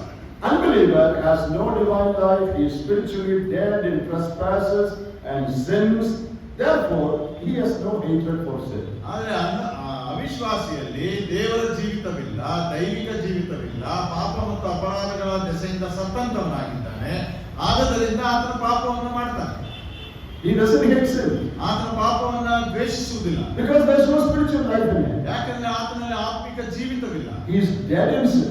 ಆತನು ಪಾಪದಲ್ಲಿ ಸತ್ತವನಾಗಿದ್ದಾನೆ, ಆತ್ಮಿಕವಾಗಿ ಸತ್ತಂತವನಾಗಿದ್ದಾನೆ. A second difference. ಎರಡನೇ ವ್ಯತ್ಯಾಸ, for a believer, his aim in life is not to sin. ಆ ಒಂದು ವಿಶ್ವಾಸಿಯ ಗುರಿ ಏನು ಎಂಬುದಾಗಿ ಹೇಳುವಾಗ ಅವನು ಪಾಪ ಮಾಡಬಾರದು ಎಂಬುದೇ ಆತನ ಗುರಿ. Every day his prayer is, ಪ್ರತಿದಿನ ಆತನ ಪ್ರಾರ್ಥನೆ ಏನಂದ್ರೆ, Lord, keep me today. ಕರ್ತನೇ ನನ್ನನ್ನು ಇವತ್ತು ಕಾಪಾಡು, Help me not to fall. ನಾನು ಬೀಳದಂತೆ ನನ್ನನ್ನು ರಕ್ಷಿಸು, Keep me from all sin. ಎಲ್ಲಾ ಪಾಪಗಳಿಂದ ದೂರ ಬಿಡು. That is our prayer. ಅದು ನಮ್ಮ ಪ್ರಾರ್ಥನೆ. His aim in life is not sin. ಅವನ ಜೀವಿತದ ಗುರಿ ಏನಂದ್ರೆ ಅವನು ಪಾಪ ಮಾಡಬಾರದು. Unbeliever, ಆದ ಅವಿಶ್ವಾಸಿ, he has no such aim. ಆತನಿಗೆ ಆತರವಾದಂತ ಯಾವುದೇ ಆಕಾಂಕ್ಷೆಗಳಿಲ್ಲ. He doesn't pray in the morning, Lord, today keep me from sinning. ಅವನು ಮುಂಜಾನೆ ಎಂದಿಗೂ ಪ್ರಾರ್ಥನೆ ಮಾಡಲ್ಲ, ಕರ್ತನೇ ನನ್ನನ್ನು ಪಾಪದಿಂದ ದೂರ ಬಿಡು. Anytime he gets an opportunity to sin, he is ready to sin. ಒಂದು ವೇಳೆ ಪಾಪ ಮಾಡುವಂತ ಅವಕಾಶ ಅವನಿಗೆ ಸಿಗುವಾಗ ಅದನ್ನ ಮಾಡಲಿಕ್ಕೆ ಅವನು ಸಿದ್ಧನಾಗಿರ್ತಾನೆ. If I get 100 rupees by telling a lie, ಒಂದು ವೇಳೆ ಸುಳ್ಳು ಹೇಳಿ ನನಗೆ 100 ರೂಪಾಯಿ ಸಿಗುವುದಾದ್ರೆ I am ready to say that. ಅದನ್ನು ಸುಳ್ಳು ಹೇಳಿಕ್ಕೆ ನಾನು ರೆಡಿ ಇದ್ದೇನೆ. I am ready to do any sin. ನಾನು ಯಾವುದೇ ಪಾಪವನ್ನು ಮಾಡಲಿಕ್ಕೆ ಸಿದ್ಧನಾಗಿದ್ದೇನೆ. If I will get some profit by cheating somebody, ಯಾರಿಗೂ ಮೋಸ ಮಾಡುವುದರಿಂದ ನನಗೆ ಲಾಭ ಉಂಟಾಗುವುದಾದ್ರೆ I am ready to do that. ಅದನ್ನ ನಾನು ಮಾಡಲಿಕ್ಕೆ ಸಿದ್ಧವಾಗಿದ್ದೇನೆ. He has no aim, oh, I should not sin today. ಅದನ್ನ ನಾನು ಇವತ್ತು ಪಾಪ ಮಾಡಬಾರದು ಅನ್ನುವಂತ ಗುರಿ ಅವಿಶ್ವಾಸಿಯಲ್ಲಿಲ್ಲ. But a believer, ಆದ್ರೆ ವಿಶ್ವಾಸಿ, do you have that aim? ನಿಮ್ಮಲ್ಲಿ ಆ ಗುರಿ ಇದೆಯಾ? I must not sin. ನಾನು ಪಾಪ ಮಾಡಬಾರದು. Because of that aim, you are praying every day, Lord, keep me from sin. ಆ ಒಂದು ಉದ್ದೇಶ ಇರುವುದರಿಂದಲೇ ನಾವು ಯಾವಾಗಲೂ ದೇವರಿಗೆ ಪ್ರಾರ್ಥಿಸ್ತೇವೆ ಅಂದ್ರೆ ನನ್ನನ್ನ ಪಾಪದಿಂದ ದೂರ ಇಡು. In the prayer that Jesus taught in Matthew 6, ನಾವು ಮತ್ತಾಯ ಸುವಾರ್ತೆ 6ನೇ ಅಧ್ಯಾಯದಲ್ಲಿ ಯೇಸು ಕ್ರಿಸ್ತನು ಶಿಷ್ಯರಿಗೆ ಕಲಿಸಿಕೊಟ್ಟಂತ ಪ್ರಾರ್ಥನೆ. he taught us to pray, deliver us from evil. ನಮ್ಮನ್ನ ಎಲ್ಲಾ ಶೋಧನೆಯಿಂದ ತಪ್ಪಿಸು ಎಂಬುದಾಗಿ ಪ್ರಾರ್ಥನೆಯಲ್ಲಿ ಕಲಿಸಿಕೊಟ್ಟ. Oh, pray about it. ಅದಕ್ಕಾಗಿ ಪ್ರಾರ್ಥಿಸಿರಿ. Pray that you may not fall into the traps of the devil. ಸೈತಾನನ ಆ ದಾರಿಗಳಲ್ಲಿ ಮಾರ್ಗಗಳಲ್ಲಿ ಬೀಳದ ಹಾಗೆ ಅಥವಾ ಅವನ ವಂಚನೆಗಳಲ್ಲಿ ಬೀಳದ ಹಾಗೆ ಸಹಾಯಿಸುವುದಾಗಿ ಪ್ರಾರ್ಥಿಸಬೇಕು. A third difference. ಮೂರನೇ ಒಂದು ವ್ಯತ್ಯಾಸ. For a believer, only isolated acts of sin occur in his life. ಒಬ್ಬ ವಿಶ್ವಾಸಿಗೆ ಎಲ್ಲೋ ಯಾವಾಗಲೂ ಕಾಣದಂತ ಎಲ್ಲೋ ಒಂದೊಂದು ಸಲ ಮಾತ್ರ ಆ ರೀತಿ ಪಾಪ ಮಾಡುವಂತ ಅವಕಾಶವಾಗ್ತದೆ. But for an unbeliever, ಆದ್ರೆ ಒಬ್ಬ ಅವಿಶ್ವಾಸಿಗೆ it is sinful, daily, habitual lifestyle of sin. ಯಾವಾಗಲೂ ಪಾಪ ಮಾಡುವಂತದ್ದು ಅಭ್ಯಾಸವಾಗಿ ಹೋಗಿರುವಂತ ಒಂದು ವಿಷಯ. That is his lifestyle. ಅದು ಅವನ ಜೀವಿತದ ಒಂದು ಶೈಲಿಯಾಗಿದೆ. But for a believer, ಆದ್ರೆ ವಿಶ್ವಾಸಿಗೆ sin is just occasional. ಅದು ಯಾವಾಗಲೂ ಒಂದೊಂದು ಸಲ ಮಾತ್ರ ಬರುವಂತದ್ದು. Sin is a failure. ಪಾಪ ಅನ್ನುವಂಥದ್ದು ಸೋಲು. Sin is an isolated act that happens in his life. ಅದು ಎಲ್ಲೋ ಅವಾಗ ದೂರದಲ್ಲಿರುವಂತ ಒಂದು ಆ ಸಂಗತಿ ಪಾಪ. But for an unbeliever, ಆದ್ರೆ ಒಬ್ಬ ಅವಿಶ್ವಾಸಿಗೆ that is his everyday life. ಆತನ ದಿನನಿತ್ಯದ ಒಂದು ಜೀವಿತ. Not once in a while, every day. ಅದು ಎಲ್ಲೋ ಒಂದೊಂದು ಸಲ ನಡೆಯುವಂತದ್ದಲ್ಲ, ಯಾವಾಗಲೂ. Next difference, ಮುಂದಿನ ಒಂದು ವ್ಯತ್ಯಾಸ, there is a hatred for sin in the heart of a child of God. ದೇವರ ಮಕ್ಕಳಲ್ಲಿ ಅವರ ಹೃದಯಗಳಲ್ಲಿ ಪಾಪಕ್ಕೆ ಒಂದು ದ್ವೇಷವಿದೆ. But for unbeliever, ಆದ್ರೆ ಒಬ್ಬ ಅವಿಶ್ವಾಸಿಗೆ he has love for sin. ಆದ್ರೆ ಅವನಲ್ಲಿ ಪಾಪದ ಕುರಿತು ಪ್ರೀತಿ ಇತ್ತು. He loves to sin. ಆತನು ಪಾಪ ಮಾಡಲಿಕ್ಕೆ ಪ್ರೀತಿಸ್ತಾನೆ. He enjoys sin. ಆ ಪಾಪವನ್ನ ಆತನು ಆನಂದಿಸ್ತಾನೆ. He loves to fall into sin. ಆತನು ಪಾಪದಲ್ಲಿ ಬೀಳಲಿಕ್ಕೆ ಪ್ರೀತಿಸ್ತಾನೆ. But a believer, he hates sin. ಆದ್ರೆ ಒಬ್ಬ ವಿಶ್ವಾಸಿ ಪಾಪವನ್ನ ಹಾಗೆ ಮಾಡ್ತಾನೆ. Other friends, ಆದ್ರಿಂದ ಪ್ರಿಯರೇ, a believer sorrows or grieves over sins committed. ಆದ್ರಿಂದ ಒಬ್ಬ ವಿಶ್ವಾಸಿ ಪಾಪ ಮಾಡುವಾಗ ಅದರ ಕುರಿತು ಆತನು ಚಿಂತಿಸ್ತಾನೆ, ದುಃಖಿಸ್ತಾನೆ. If we happen to commit a sin, ನಾವು ಒಂದು ವೇಳೆ ಪಾಪ ಮಾಡುವಂತ ಸಂದರ್ಭದಲ್ಲಿ, if you are a true child of God, ನಾವು ದೇವರ ಸತ್ಯ ಮಕ್ಕಳಾಗಿರುವಾಗ it will bring sorrow in your heart. ನಮ್ಮ ಹೃದಯಗಳಲ್ಲಿ ಅದು ದುಃಖವನ್ನ ತರಬೇಕು. Oh Lord, I should not have done that. ಓ ಕರ್ತನೇ, ನಾನು ಇದನ್ನು ಮಾಡಬಾರದಿತ್ತು. I got angry.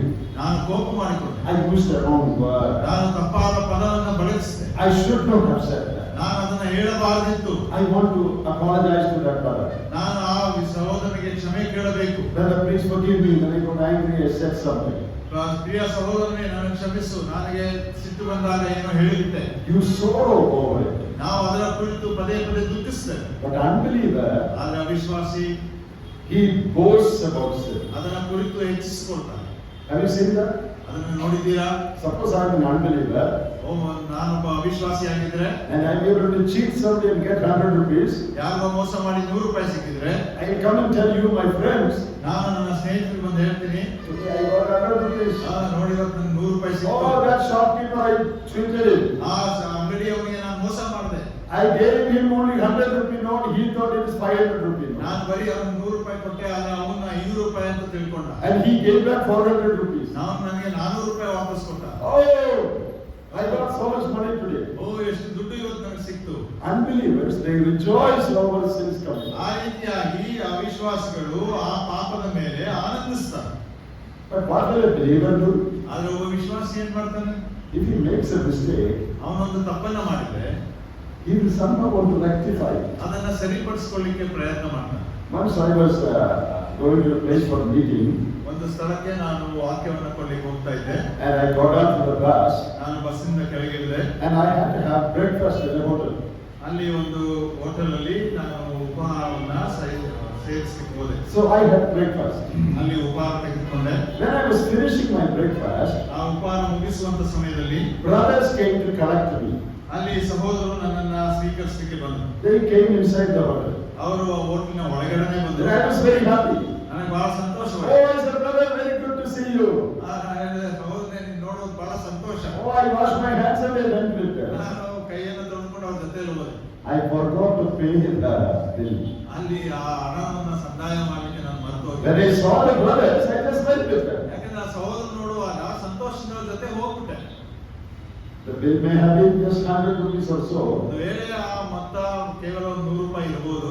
Later, God's Spirit reminded me of that. ಅವಾಗ ಅನಂತರ ದೇವರ ಆತ್ಮನು ಅದರ ಬಗ್ಗೆ ನನಗೆ ಜ್ಞಾಪಕ ಕೊಟ್ಟ. But I had gone from that to another place. ನಾನು ಅಲ್ಲಿಂದ ಇನ್ನೊಂದು ಸ್ಥಳಕ್ಕೆ ಹೋಗ್ಬಿಟ್ಟಿದ್ದೆ. I don't know the number of the hotel and all that. ಆ ಹೋಟೆಲಿನ ಫೋನ್ ನಂಬರ್ ಏನು ಇರಲಿಲ್ಲ.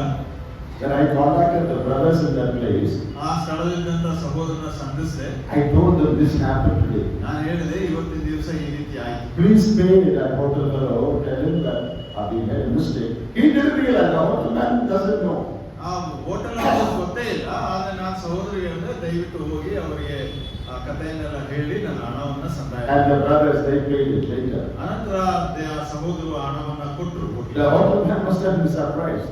ಆ ಹೋಟೆಲ್ ನಮಗೆ ಬಹಳ ಆಶ್ಚರ್ಯವಾಗಿರ್ಬೇಕು. No, I did not do it because I am a special saint. ನಾನು ಒಂದು ಒಳ್ಳೆ ದೇವಜನರು ಎಂಬುದಾಗಿ ಹೇಳಿಕೊಂಡು ಅದನ್ನು ಮಾಡಲಿಲ್ಲ. That is the natural response of a child of God. ಅದು ದೇವರ ಮಕ್ಕಳ ಒಂದು ಸ್ವಾಭಾವಿಕವಾದಂತ ಸ್ಪಂದನೆ.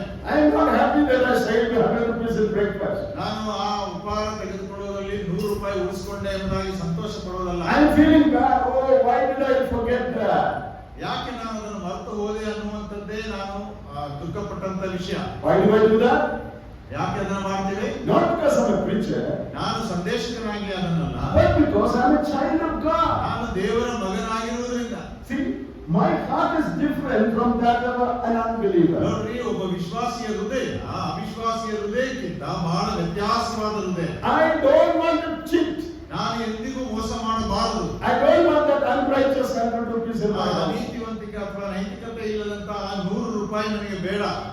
You understand the difference between a believer and unbeliever? ಒಬ್ಬ ವಿಶ್ವಾಸಿಗೂ ಅವಿಶ್ವಾಸಿಗೂ ಇರುವಂತಹ ವ್ಯತ್ಯಾಸ ಅರ್ಥವಾಯ್ತಾ? Now, are these differences in your life? ಈ ವ್ಯತ್ಯಾಸಗಳು ನನ್ನ ನಿನ್ನ ಜೀವಿತ ವಿಶ್ವಾಸಗಳಾದ ನಮ್ಮಲ್ಲಿ ಇದೆಯಾ? One more. ಇನ್ನೊಂದು, A believer confesses his failures and purifies himself constantly. ಆ ವಿಶ್ವಾಸಿ ಅನ್ನುವಂಥವನು ತನ್ನ ಸೋಲುಗಳನ್ನು ಒಪ್ಪಿಕೊಂಡಂತವನಾಗಿ ನಿರಂತರವಾಗಿ ತನ್ನನ್ನ ಪವಿತ್ರಗೊಳಿಸಿಕೊಳ್ತಾನೆ. Whenever he realizes he has wrong, ಯಾವಾಗ ಅವನು ತಪ್ಪು ಮಾಡಿದ್ದೇನೆ ಎಂಬುದಾಗಿ ಅವನಿಗೆ ತಿಳಿದು ಬರ್ತದೋ, he immediately confesses ತಕ್ಷಣ ಅದನ್ನು ಒಪ್ಪಿಕೊಳ್ತಾನೆ and sets it right. ಅದನ್ನ ಕ್ರಮಪಡಿಸಿಕೊಳ್ತಾನೆ. Not just once, ಅದು ಒಂದು ಬಾರಿ ಮಾತ್ರವಲ್ಲ, but constantly. ನಿರಂತರವಾಗಿ. Every day he may have to do that. ಎಂದು ಹೇಳಿ ಪ್ರತಿದಿನ ಅದನ್ನು ಮಾಡಬೇಕಾಗ್ತದೆ. It is a constant exercise of a believer ನಿರಂತರವಾದಂತಹ ಒಬ್ಬ ವಿಶ್ವಾಸಿಯ ಒಂದು ಕಾರ್ಯವನ್ನು to confess his failures ನಮ್ಮ ತಪ್ಪುಗಳನ್ನು ಒಪ್ಪಿಕೊಳ್ಳಬೇಕು and set things right. ಆ ಸಂಗತಿಗಳನ್ನು ಕ್ರಮಪಡಿಸಿಕೊಳ್ಳಬೇಕು. Maybe he entertained a wrong thought. ಒಂದು ವೇಳೆ ಆತನು ತನ್ನ ಮನಸ್ಸಿನಲ್ಲಿ ತಪ್ಪು ಆಲೋಚನೆಗಳಿಗೆ ಸಮಯ ಕೊಟ್ಟಿರ್ಬೋದು, Maybe he got angry with somebody, ಯಾರೋ ಒಟ್ಟಿಗೋ ಸಿಟ್ಟು ಮಾಡ್ಕೊಂಡಿರ್ಬೋದು, or he told a lie. ಅಥವಾ ದೊಡ್ಡ ಸುಳ್ಳನ್ನು ಹೇಳಿರ್ಬೋದು. Whatever that is, ಏನೇ ಆಗಿರ್ಲಿ ಅದು confess it. ಅದನ್ನು ಒಪ್ಕೊಳ್ಳಿ. 1 John 1:9 says, ಮೊದಲನೇ ವಾರ 1:9 ಹೇಳ್ತದೆ, if you confess your sins, the Lord is faithful and just to forgive you. ನಿಮ್ಮ ಪಾಪಗಳನ್ನು ಒಪ್ಪಿಕೊಂಡು ಅರಿಕೆ ಮಾಡಿದರೆ ನಂಬಿಗಸ್ತನು ನೀತಿವಂತನು ಆಗಿರುವುದರಿಂದ ನಿಮ್ಮ ಪಾಪಗಳು ಕ್ಷಮಿಸಲ್ಪಡ್ತವೆ. So confession is a constant, continuing process in the life of a believer. ಆದ್ದರಿಂದ ಒಪ್ಪಿಕೊಳ್ಳುವಂಥದ್ದು, ದೇವರ ಮುಂದೆ ಅರಿಕೆ ಮಾಡಿಕೊಳ್ಳುವಂಥದ್ದು, ಅದು ನಿಮ್ಮ ಜೀವಿತದ ಉದ್ದಕ್ಕೂ ನಿರಂತರವಾಗಿ ಇರುವಂತಹ ಒಂದು ಸಂಗತಿ. But for an unbeliever, ಆದರೆ ಒಬ್ಬ ವಿಶ್ವಾಸಿಗೆ there is no such exercise. ಅಂತ ಒಂದು ವ್ಯಾಯಾಮ ಇಲ್ಲವೇ ಇಲ್ಲ. He doesn't confess his sins. ಅವನ ತನ್ನ ಪಾಪಗಳನ್ನು ಅರಿಕೆ ಮಾಡಲ್ಲ. He is only happy with the things he did. ಅದನ್ನು ಮಾಡಿದರಲ್ಲೇ ಸಂತೋಷ ಪಡ್ತಾನೆ. So we looked at 6 things. ಅಲ್ಲಿ 6 ಸಂಗತಿಗಳನ್ನು ನೋಡಿದ್ವಿ. In a believer, divine life is there, so he hates sin. ವಿಶ್ವಾಸಿಗಳಲ್ಲಿ ದೈವಿಕ ಜೀವಿತ ಇರುವುದರಿಂದ ಅವನು ಪಾಪವನ್ನು ಹಾಗೆ ಮಾಡ್ತಾನೆ. Unbeliever, no divine life. ಆದರೆ ಅವಿಶ್ವಾಸಿಯಲ್ಲಿ ಆ ದೈವಿಕ ಜೀವಿತವಿಲ್ಲ, Spiritually dead. ಆತನು ಆತ್ಮಿಕವಾಗಿ ಸತ್ತಿದ್ದಾನೆ. Secondly, believer's aim is not to sin. ಎರಡನೇದಾಗಿ ವಿಶ್ವಾಸಿಯ ಗುರಿ ಪಾಪ ಮಾಡಬಾರದು ಎಂಬುದೇ. But for unbeliever, there is no such aim. ಆದರೆ ಅವಿಶ್ವಾಸಿಗೆ ಅಂತ ಗುರಿ ಇಲ್ಲ. Thirdly, for believer, sin is only isolated, occasional acts.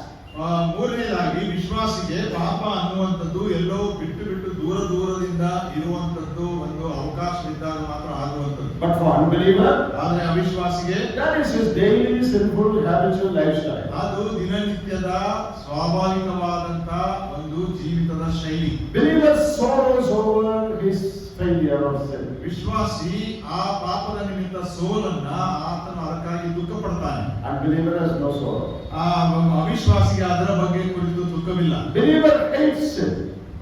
ವಿಶ್ವಾಸಿ ಪಾಪವನ್ನ ದ್ವೇಷಿಸ್ತಾನೆ. Unbeliever boasts and rejoices in sin.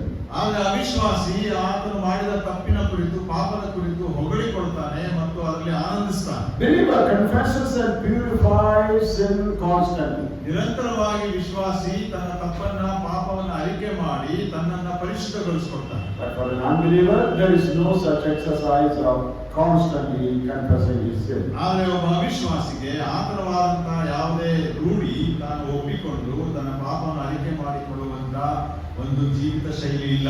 Now, in our last point, we talked about confession. ಆದ್ದರಿಂದ ನಾವು ಕಡೆಯ ಒಂದು ಅಂಶದಲ್ಲಿ ಒಪ್ಪಿಕೊಳ್ಳುವಂತದರ ವಿಷಯದಲ್ಲಿ ಮಾತಾಡ್ತಾ ಬಂದೆವು. Confession is an important word in the Bible. ದೇವರ ವಾಕ್ಯದಲ್ಲಿ ಪಾಪವನ್ನ ಒಪ್ಪಿಕೊಳ್ಳುವಂಥದ್ದು ಅಥವಾ ಒಪ್ಪಿಕೊಳ್ಳುವಂಥದ್ದು ಅನ್ನುವಂಥ ಪದ ಬಹಳ ಪ್ರಾಮುಖ್ಯವಾದ ಪದ. Let me explain what confession is.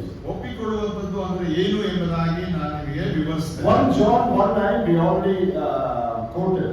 ನಾವು ಆಗಲೇ ಮೊದಲನೇ ವಾರ 1ನೇ ಅಧ್ಯಾಯ 9ನೇ ವರ್ಷದಲ್ಲಿ ಅದನ್ನು ಓದಿದ್ದೇವೆ. If we confess our sins, he is faithful and just to forgive us and cleanse us from all unrighteousness. ನಾವು ಒಂದು ವೇಳೆ ನಮ್ಮ ಪಾಪಗಳನ್ನು ಒಪ್ಪಿಕೊಂಡು ಅರಿಕೆ ಮಾಡಿದ್ರೆ ಆತ ನಂಬಿಗಸ್ತ ನೀತಿವಂತನಾಗಿರೋದ್ರಿಂದ ನಮ್ಮ ಪಾಪಗಳನ್ನು ಕ್ಷಮಿಸಿಬಿಟ್ಟು ಸಕಲ ಅನೀತಿಯನ್ನು ಪರಿಹರಿಸಿ ನಮ್ಮನ್ನು ಶುದ್ಧಿ ಮಾಡುವುದು. What is confession? ಹಾಗಾದ್ರೆ ಒಪ್ಪಿಕೊಳ್ಳುವುದು ಅಂದ್ರೆ ಏನು? The word confess in the original means say the same thing.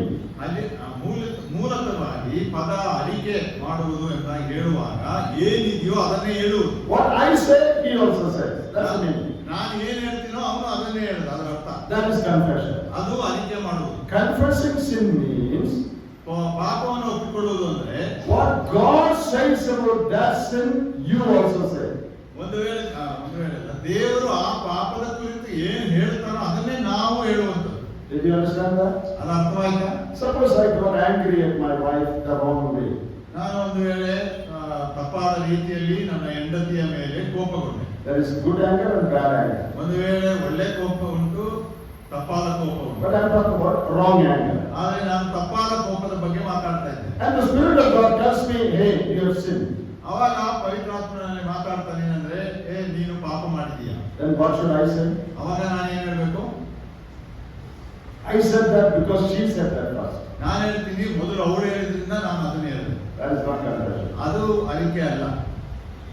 Anger it runs in the family. Everybody in the family, including my grandfather, we all have short tempers. ಪಾಪ ಅನ್ನುವಂಥದ್ದು ಕುಟುಂಬದ ಉದ್ದಕ್ಕೂ ಅದು ಇರುವಂತದ್ದೇ ಆಗಿದೆ. ನನ್ನ ಅಜ್ಜ ತಾತಂದಿರು ಅವರಲ್ಲೂ ಪಾಪವಿತ್ತು. ತಾಳ್ಮೆ ಇರಲಿಲ್ಲ.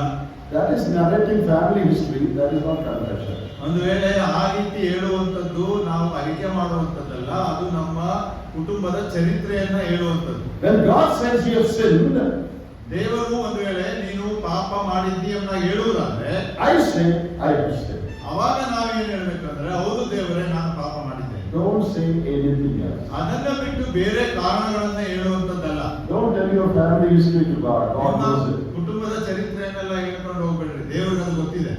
Don't explain the context and reason and what your wife said before you got angry. ಒಂದು ವೇಳೆ ಆ ಸಂದರ್ಭ, ಅದಕ್ಕಿರುವಂತ ಕಾರಣ, ನಾನು ಕೋಪ ಮಾಡಿಕೊಳ್ಳುವುದರ ಮೊದಲು ನನ್ನ ಹೆಂಡತಿ ಏನು ಮಾಡಿದ್ಲು, ಇದನ್ನೆಲ್ಲ ಹೇಳುವುದಲ್ಲ.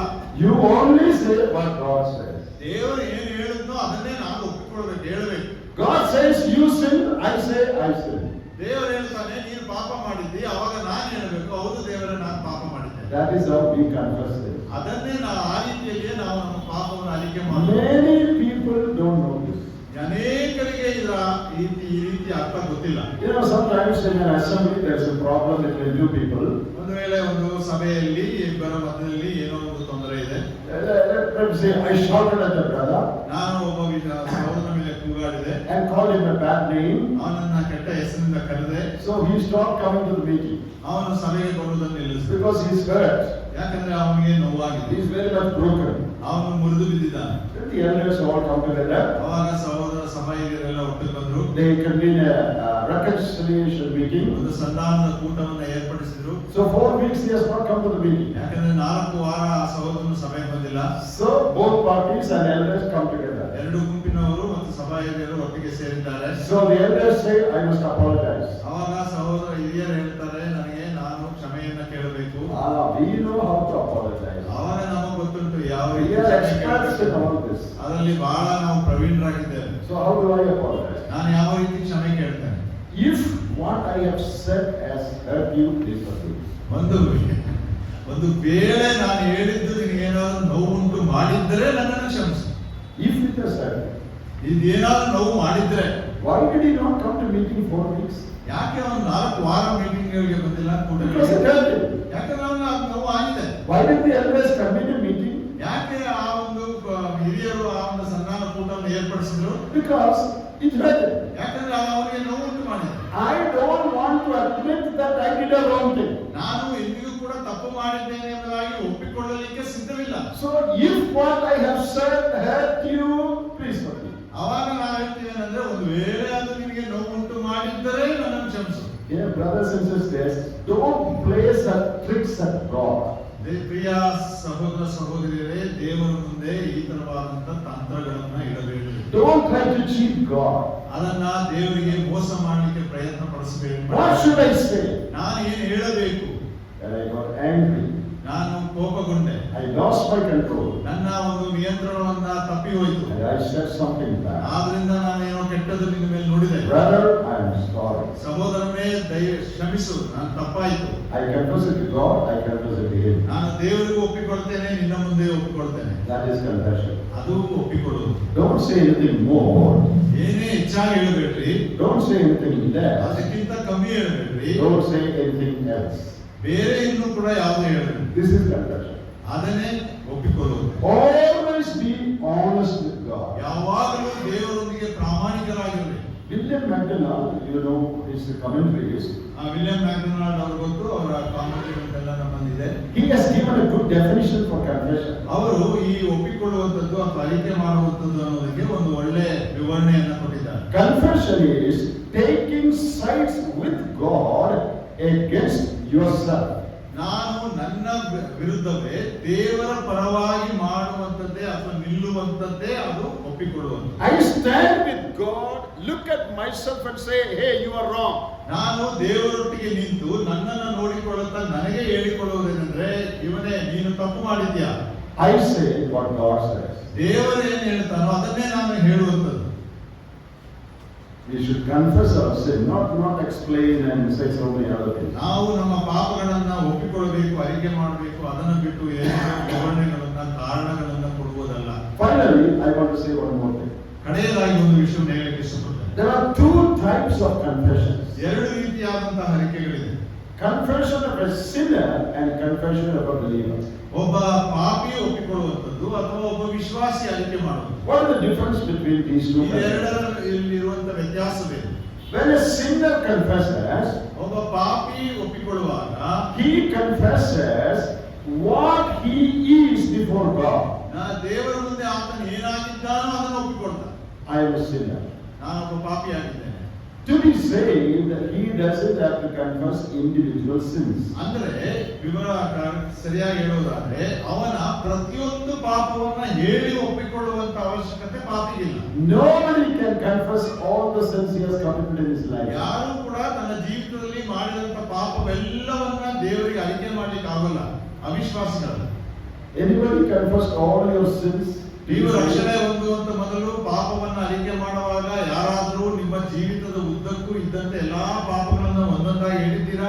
Suppose you are saved at the age of 20. ಒಂದು ವೇಳೆ ನೀವು 20 ವರ್ಷ ವಯಸ್ಸಿನಲ್ಲಿ ರಕ್ಷಿಸಲ್ಪಟ್ಟಿದ್ದರೆ leave the first 4 years. Forget the first 4 years. ಆ ಮೊದಲ 4 ವರ್ಷಗಳನ್ನು ಬಿಡ್ರಿ. So start from your 5th year. 5ನೇ ವರ್ಷದಿಂದ ಪ್ರಾರಂಭಿಸ್ರಿ.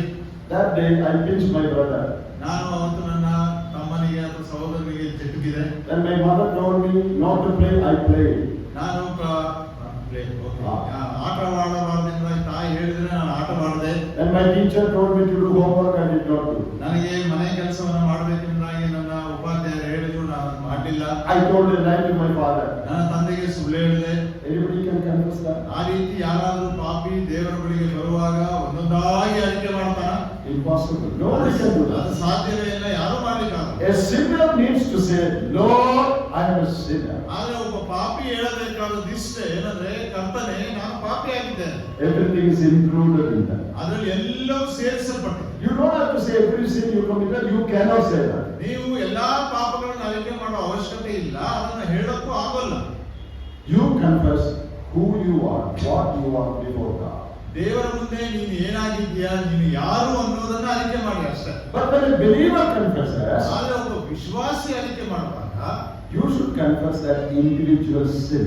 ನೀನು ಮಾಡಿದಂತ ಪ್ರತಿಯೊಂದು ಪಾಪವನ್ನು ಒಪ್ಪಿಕೊಳ್ಳಬೇಕು. Lord, I got angry at my wife. I'm sorry.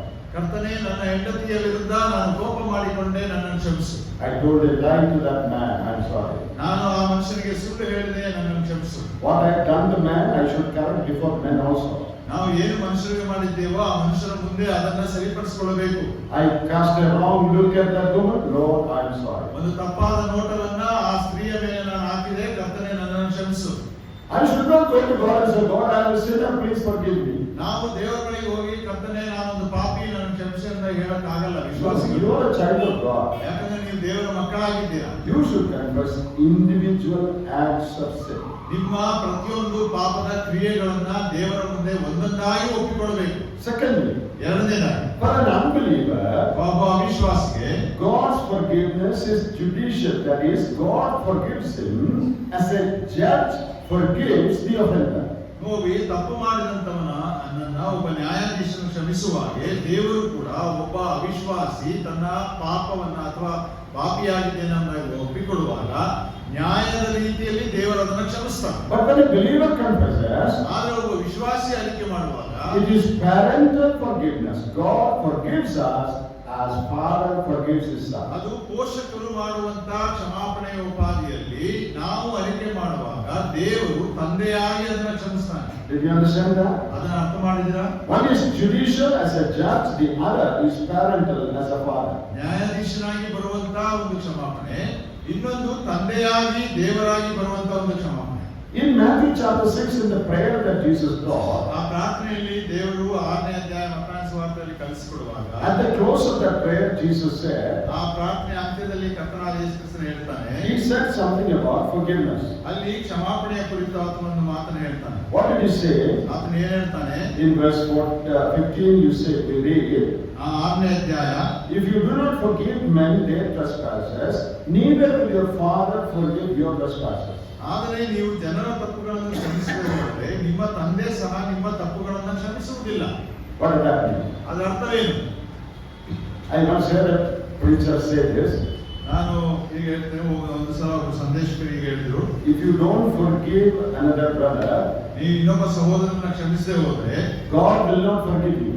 ದೇವರು ನಿಮ್ಮನ್ನು ಕ್ಷಮಿಸುವುದಿಲ್ಲ.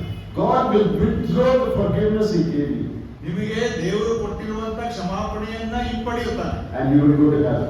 ಅವಾಗ ನೀವು ನರಕಕ್ಕೆ ಹೋಗ್ತೀರಾ. That's a very wrong thing. ಆದ್ರೆ ಅದು ತಪ್ಪಾದಂತ ಒಂದು ವ್ಯಾಖ್ಯಾನ. Here, the forgiveness is not judicial. Here, the forgiveness is parental. ಇಲ್ಲಿ ಈ ವಾಕ್ಯದಲ್ಲಿ ಇರುವಂತದ್ದು ಆ ಒಂದು ನ್ಯಾಯಾಧೀಶರು ಲೋಕದ ರೀತಿಯಲ್ಲಿ ಕೊಡುವಂತ ಕ್ಷಮಾಪಣೆ ಅಲ್ಲ, ಆದ್ರೆ ಇದು ಪೋಷಕರು ತಂದೆ ತಾಯಿಗಳು ಮಕ್ಕಳನ್ನ ಕ್ಷಮಿಸುವ ಉಪಾಧಿಯಲ್ಲಿ. As a believer, you do something wrong. ನಾವು ವಿಶ್ವಾಸಿಗಳಾಗಿ ಏನೋ ಒಂದು ತಪ್ಪನ್ನು ಮಾಡ್ತೇವೆ. You refuse to forgive someone. ನಾವು ಇನ್ನೊಬ್ಬರನ್ನ ಕ್ಷಮಿಸಲಿಕ್ಕೆ ನಿರಾಕರಿಸ್ತೇವೆ. Will your salvation be gone? ನಮ್ಮ ರಕ್ಷಣೆ ಕಳೆದು ಹೋಗ್ತದ? No. ಇಲ್ಲ. Your heavenly Father will not forgive you as your father. ನಮ್ಮ ಪರಲೋಕದ ತಂದೆ ನಮ್ಮ ತಂದೆಯಾಗಿ ಅದನ್ನು ಕ್ಷಮಿಸುವುದಿಲ್ಲ. That will affect your fellowship with God. ಅದು ನಮ್ಮ ಮತ್ತು ತಂದೆಯಾದ ದೇವರೊಂದಿಗೆ ಇರುವಂತಹ ಅನ್ಯೋನ್ಯತೆಯನ್ನ ಹಾಳು ಮಾಡ್ತದೆ. It doesn't mean that God will withdraw the salvation God gave you. ಅದು ಎಂದಿಗೂ ಅದು ಅರ್ಥೈಸುವುದಿಲ್ಲ. ಏನಂದ್ರೆ ನಿಮಗೆ ಕೊಟ್ಟಿರುವಂತ ರಕ್ಷಣೆಯನ್ನ ದೇವರಿಗೆ ಪಡಿತಾನೆ ಅಂತ. So, unbeliever, it is judicial. For a believer, forgiveness is parental. ಒಂದು ವೇಳೆ ಅವಿಶ್ವಾಸಿಗೆ ಅದು ಒಂದು ವೇಳೆ ನ್ಯಾಯಾಂಗದ ರೀತಿಯಲ್ಲಿ ಬರುವಂತ ಕ್ಷಮಾಪಣೆ, ಆದ್ರೆ ವಿಶ್ವಾಸಿಗೆ ಅದು ತಂದೆ ತಾಯಿಯಿಂದ ಬರುವಂತ ಕ್ಷಮಾಪಣೆ ಉಪಾಧಿಯಲ್ಲಿ. For an unbeliever, ಒಬ್ಬ ಅವಿಶ್ವಾಸಿಗೆ his confession for salvation is once and for all. ಅವನು ತನ್ನ ರಕ್ಷಣೆಗಾಗಿ ಒಪ್ಪಿಕೊಳ್ಳುವಂತದ್ದು ಒಂದೇ ಸಲ ಮತ್ತು ಎಂದೆಂದಿಗೂ ಅದು ಅದೇ. Lord, I am a sinner. ಕರ್ತನೇ, ನಾನು ಪಾಪಿಯಾಗಿದ್ದೇನೆ. I trust in the Lord Jesus who took my sins. ನನ್ನ ಪಾಪಗಳನ್ನು ಹೊತ್ತುಕೊಂಡಂತ ಕರ್ತನಾದ ಯೇಸು ಕ್ರಿಸ್ತನಲ್ಲಿ ನಾನು ನಂಬಿಕೆ ಇಟ್ಟಿದ್ದೇನೆ. Save me. ನನ್ನನ್ನು ರಕ್ಷಿಸು. That is once and for all, only one time in your life. ನಿಮ್ಮ ಜೀವಿತ ಕಾಲದಲ್ಲಿ ಆ ರಕ್ಷಣೆಯನ್ನು ಪಡೆದುಕೊಳ್ಳಲಿಕ್ಕೆ ಅದು ಒಂದೇ ಸಲ ಒಪ್ಪಿಕೊಳ್ಳುವುದು. You don't have to do that every day. ಅದನ್ನು ಯಾವಾಗಲೂ ಮಾಡಬೇಕು ಅಂತಿಲ್ಲ. But for a believer, ಆದ್ರೆ ಒಬ್ಬ ವಿಶ್ವಾಸಿಗೆ his confession ಅವನ ಒಂದು ಅರಿಕೆ continual. ಅದು ಮುಂದುವರಿತದೆ. Today I did something wrong. ಇವತ್ತು ನಾನೇನೋ ತಪ್ಪು ಮಾಡಿದ್ದೀನಿ. I confess that particular sin. ಆ ಪ್ರಾಮುಖ್ಯವಾದ ಆ ಒಂದು ಪಾಪವನ್ನು ಒಪ್ಪಿಕೊಂಡಿದ್ದೇನೆ. Tomorrow the Spirit of God reminds me. ನಾಳೆ ಮತ್ತೆ ಪವಿತ್ರಾತ್ಮನು ಜ್ಞಾಪಕಪಡಿಸ್ತಾನೆ. I confess that sin. ಆ ಪಾಪವನ್ನು ಕೂಡ ಅರಿಕೆ ಮಾಡ್ತೇನೆ. It is continual. ಅದು ಮುಂದುವರಿಯುವಂತದ್ದು ಯಾವಾಗಲೂ. And the last one, ಕಡೆಯದಾಗಿ when an unbeliever confesses his sinfulness ಆತನು ಒಬ್ಬ ಅವಿಶ್ವಾಸಿ ತನ್ನ ಪಾಪದ ಸ್ವಭಾವವನ್ನು ಅರಿಕೆ ಮಾಡುವಾಗ and trust in Christ, ಕರ್ತನಾದ ಯೇಸು ಕ್ರಿಸ್ತನ ಮೇಲೆ ನಂಬಿಕೆ ಇಡುವಾಗ his broken relationship with God is established. ದೇವರೊಂದಿಗೆ ಮುರಿಯಲ್ಪಟ್ಟಂತಹ ಸಂಬಂಧ ಈಗ ಅದು ಮರು ಸ್ಥಾಪಿಸಲ್ಪಡುತ್ತದೆ. But for a believer, ಆದ್ರೆ ವಿಶ್ವಾಸಿಗೆ his broken fellowship is restored. ಅವನ ಅರಿಕೆ ಮಾಡುವಾಗ ಒಪ್ಪಿಕೊಳ್ಳುವಾಗ ಮುರಿದು ಹೋದಂತ ದೇವರೊಟ್ಟಿಗಿನ ಅನ್ಯೋನ್ಯತೆ ಅದು ಸರಿಪಡಿಸಲ್ಪಡುತ್ತದೆ. Sin cuts relationship. ಯಾಕಂದ್ರೆ ಪಾಪ ಅನ್ನುವಂಥದ್ದು ಸಂಬಂಧವನ್ನು ಮುರಿತದೆ. When a sinner is saved, his relationship with God is established. ಅಲ್ಲಿ ಪಾಪಿ ರಕ್ಷಿಸಲ್ಪಡುವಾಗ ದೇವರೊಂದಿಗಿನ ಸಂಬಂಧ ಸೇರಿಸಲ್ಪಡುತ್ತದೆ. But when a believer confesses, ಆದ್ರೆ ಒಬ್ಬ ವಿಶ್ವಾಸಿ ಅರಿಕೆ ಮಾಡುವಾಗ his broken, strained fellowship with his Father is restored. ತಂದೆಯಾದ ದೇವರೊಟ್ಟಿಗೆ ಇರುವಂತಹ ಅನ್ಯೋನ್ಯತೆ, ಮುರಿದು ಬಿದ್ದಂತ ಅನ್ಯೋನ್ಯತೆ ಅದು ಮರುಸ್ಥಾಪನೆ ಆಗ್ತದೆ. These are the differences between a sinner's confession and a believer's confession. ಇವೇ ಒಬ್ಬ ವಿಶ್ವಾಸಿಯ ಅರಿಕೆಗೂ ಅವಿಶ್ವಾಸಿಯ ಒಪ್ಪಿಗೆಗೂ ಇರುವಂತಹ ವ್ಯತ್ಯಾಸಗಳು. Let me close by quoting William McDonald from his commentary. William McDonald ಅವರು ಬರೆದಂತಹ ಕಾಮೆಂಟರಿಯಿಂದ ಇವತ್ತು ಒಂದು ಮಾತನ್ನ ಹೇಳುತ್ತಾ ನಾನು ಮುಗಿಸ್ತೇನೆ. Fellowship with God does not require lives of sinlessness. ನಮ್ಮ ದೇವರೊಟ್ಟಿಗಿರುವಂತಹ ಅನ್ಯೋನ್ಯತೆಗಾಗಿ ಅನೇಕ ಪಾಪವಿಲ್ಲದಂತ ಜೀವಿತಗಳು ಬೇಕಾಗಿಲ್ಲ. You cannot become sinless. ನಾವು ಪಾಪವಿಲ್ಲದೆ ಇರುವುದಕ್ಕೆ ಸಾಧ್ಯವೇ ಇಲ್ಲ. But it requires that all your sins should be brought out into His presence, confessed and forsaken. ಆದ್ರೆ ಅದಕ್ಕೆ ಏನು ಬೇಕು ಎಂಬುದಾಗಿ ಹೇಳುವಾಗ ನಮ್ಮ ಎಲ್ಲಾ ಪಾಪಗಳನ್ನ ದೇವರಿಗೆ ಅರಿಕೆ ಮಾಡಿ ಅದನ್ನು ಒಪ್ಪಿಕೊಂಡು ಅನಂತರ ಆತನ ಪ್ರಸನ್ನತೆಯಲ್ಲಿ ಮುಂದೆ ಹೋಗಬೇಕು. We must be absolutely honest about our condition. ನಮ್ಮ ಸ್ಥಿತಿಗತಿಗಳ ಕುರಿತು ನಾವು ಬಹಳ ಪ್ರಾಮಾಣಿಕರಾಗಿರಬೇಕು. There should be no hypocrisy or hiding of what we really are. ನಾವು ನಿಜವಾಗಿ ಏನಾಗಿದ್ದೇವೋ ಅದನ್ನು ಮುಚ್ಚಿಕೊಳ್ಳುವುದಾಗಲಿ ಅಥವಾ ಅದರ ಹಿಂದಿರುವಂತಹ ಕಪಟತನದಿಂದಿರುವುದಾಗಲಿ ಇರಬಾರದು. We must drag our sins out into the open before God. ನಾವು ನಮ್ಮ ಪಾಪಗಳನ್ನ ದೇವರ ಮುಂದೆ ಬಹಿರಂಗಪಡಿಸುವಂತರಾಗಿರಬೇಕು. And call them by their names. ಆ ಪಾಪಗಳನ್ನ ಒಂದೊಂದಾಗಿ ಉಚ್ಚರಿಸಬೇಕು, ಅವರ ಹೆಸರುಗಳಿಂದ ಹೇಳಬೇಕು. Take sides with God. ದೇವರ ಪಕ್ಷವನ್ನ ಹಿಡಿಯಬೇಕು. And forsake them. ಅದನ್ನ ಬಿಟ್ಟು ಬಿಡಬೇಕು. Dear brothers and sisters, ಪ್ರಿಯ ಸಹೋದರ ಸಹೋದರಿಯರೇ, we are not talking about sinless perfection. ಯಾಕಂದ್ರೆ ನಾವು ಪಾಪವಿಲ್ಲದಂತ ಪರಿಪೂರ್ಣತೆಯ ಬಗ್ಗೆ ಮಾತಾಡ್ತಾ ಇಲ್ಲ. We are not saying that we will come to a stage where we do not sin. ನಾವು ಹೇಳಲ್ಪಡ್ತದೆ, ನಾವೊಂದು ಮಟ್ಟಕ್ಕೆ ಬರ್ತೇವೆ ಏನಂದ್ರೆ ನಾವು ಪಾಪನೆ ಮಾಡೋಲ್ಲ. In this world, ಈ ಲೋಕದಲ್ಲಿ we should not sin. ಅದು ತಪ್ಪು. We should not sin. ನಾವು ಪಾಪ ಮಾಡಬಾರದು. But sometimes we fall into sin. ಆದರೆ ಕೆಲವು ಸಲ ನಾವು ಪಾಪದಲ್ಲಿ ಬಿದ್ದು ಹೋಗ್ತೇವೆ. Immediately, ತಕ್ಷಣ confess it honestly. ಪ್ರಾಮಾಣಿಕವಾಗಿ ದೇವರ ಮುಂದೆ ಒಪ್ಪಿಕೊಳ್ಳಿ. And your heart will be clean. ಅವಾಗ ನಿಮ್ಮ ಹೃದಯ ಶುದ್ಧಗೊಳ್ಳುತ್ತದೆ. That is how you continue in fellowship with God. ಆ ರೀತಿಯಾಗಿ ನಾವು ದೇವರ ಅನ್ಯೋನ್ಯತೆಯೊಂದಿಗೆ ಮುಂದುವರಿಯಬೇಕು. I will ask you two questions. ನಾನು ನಿಮಗೆ ಎರಡು ಪ್ರಶ್ನೆಗಳನ್ನು ಕೇಳ್ತೇನೆ. Is it possible to be perfect sinlessly?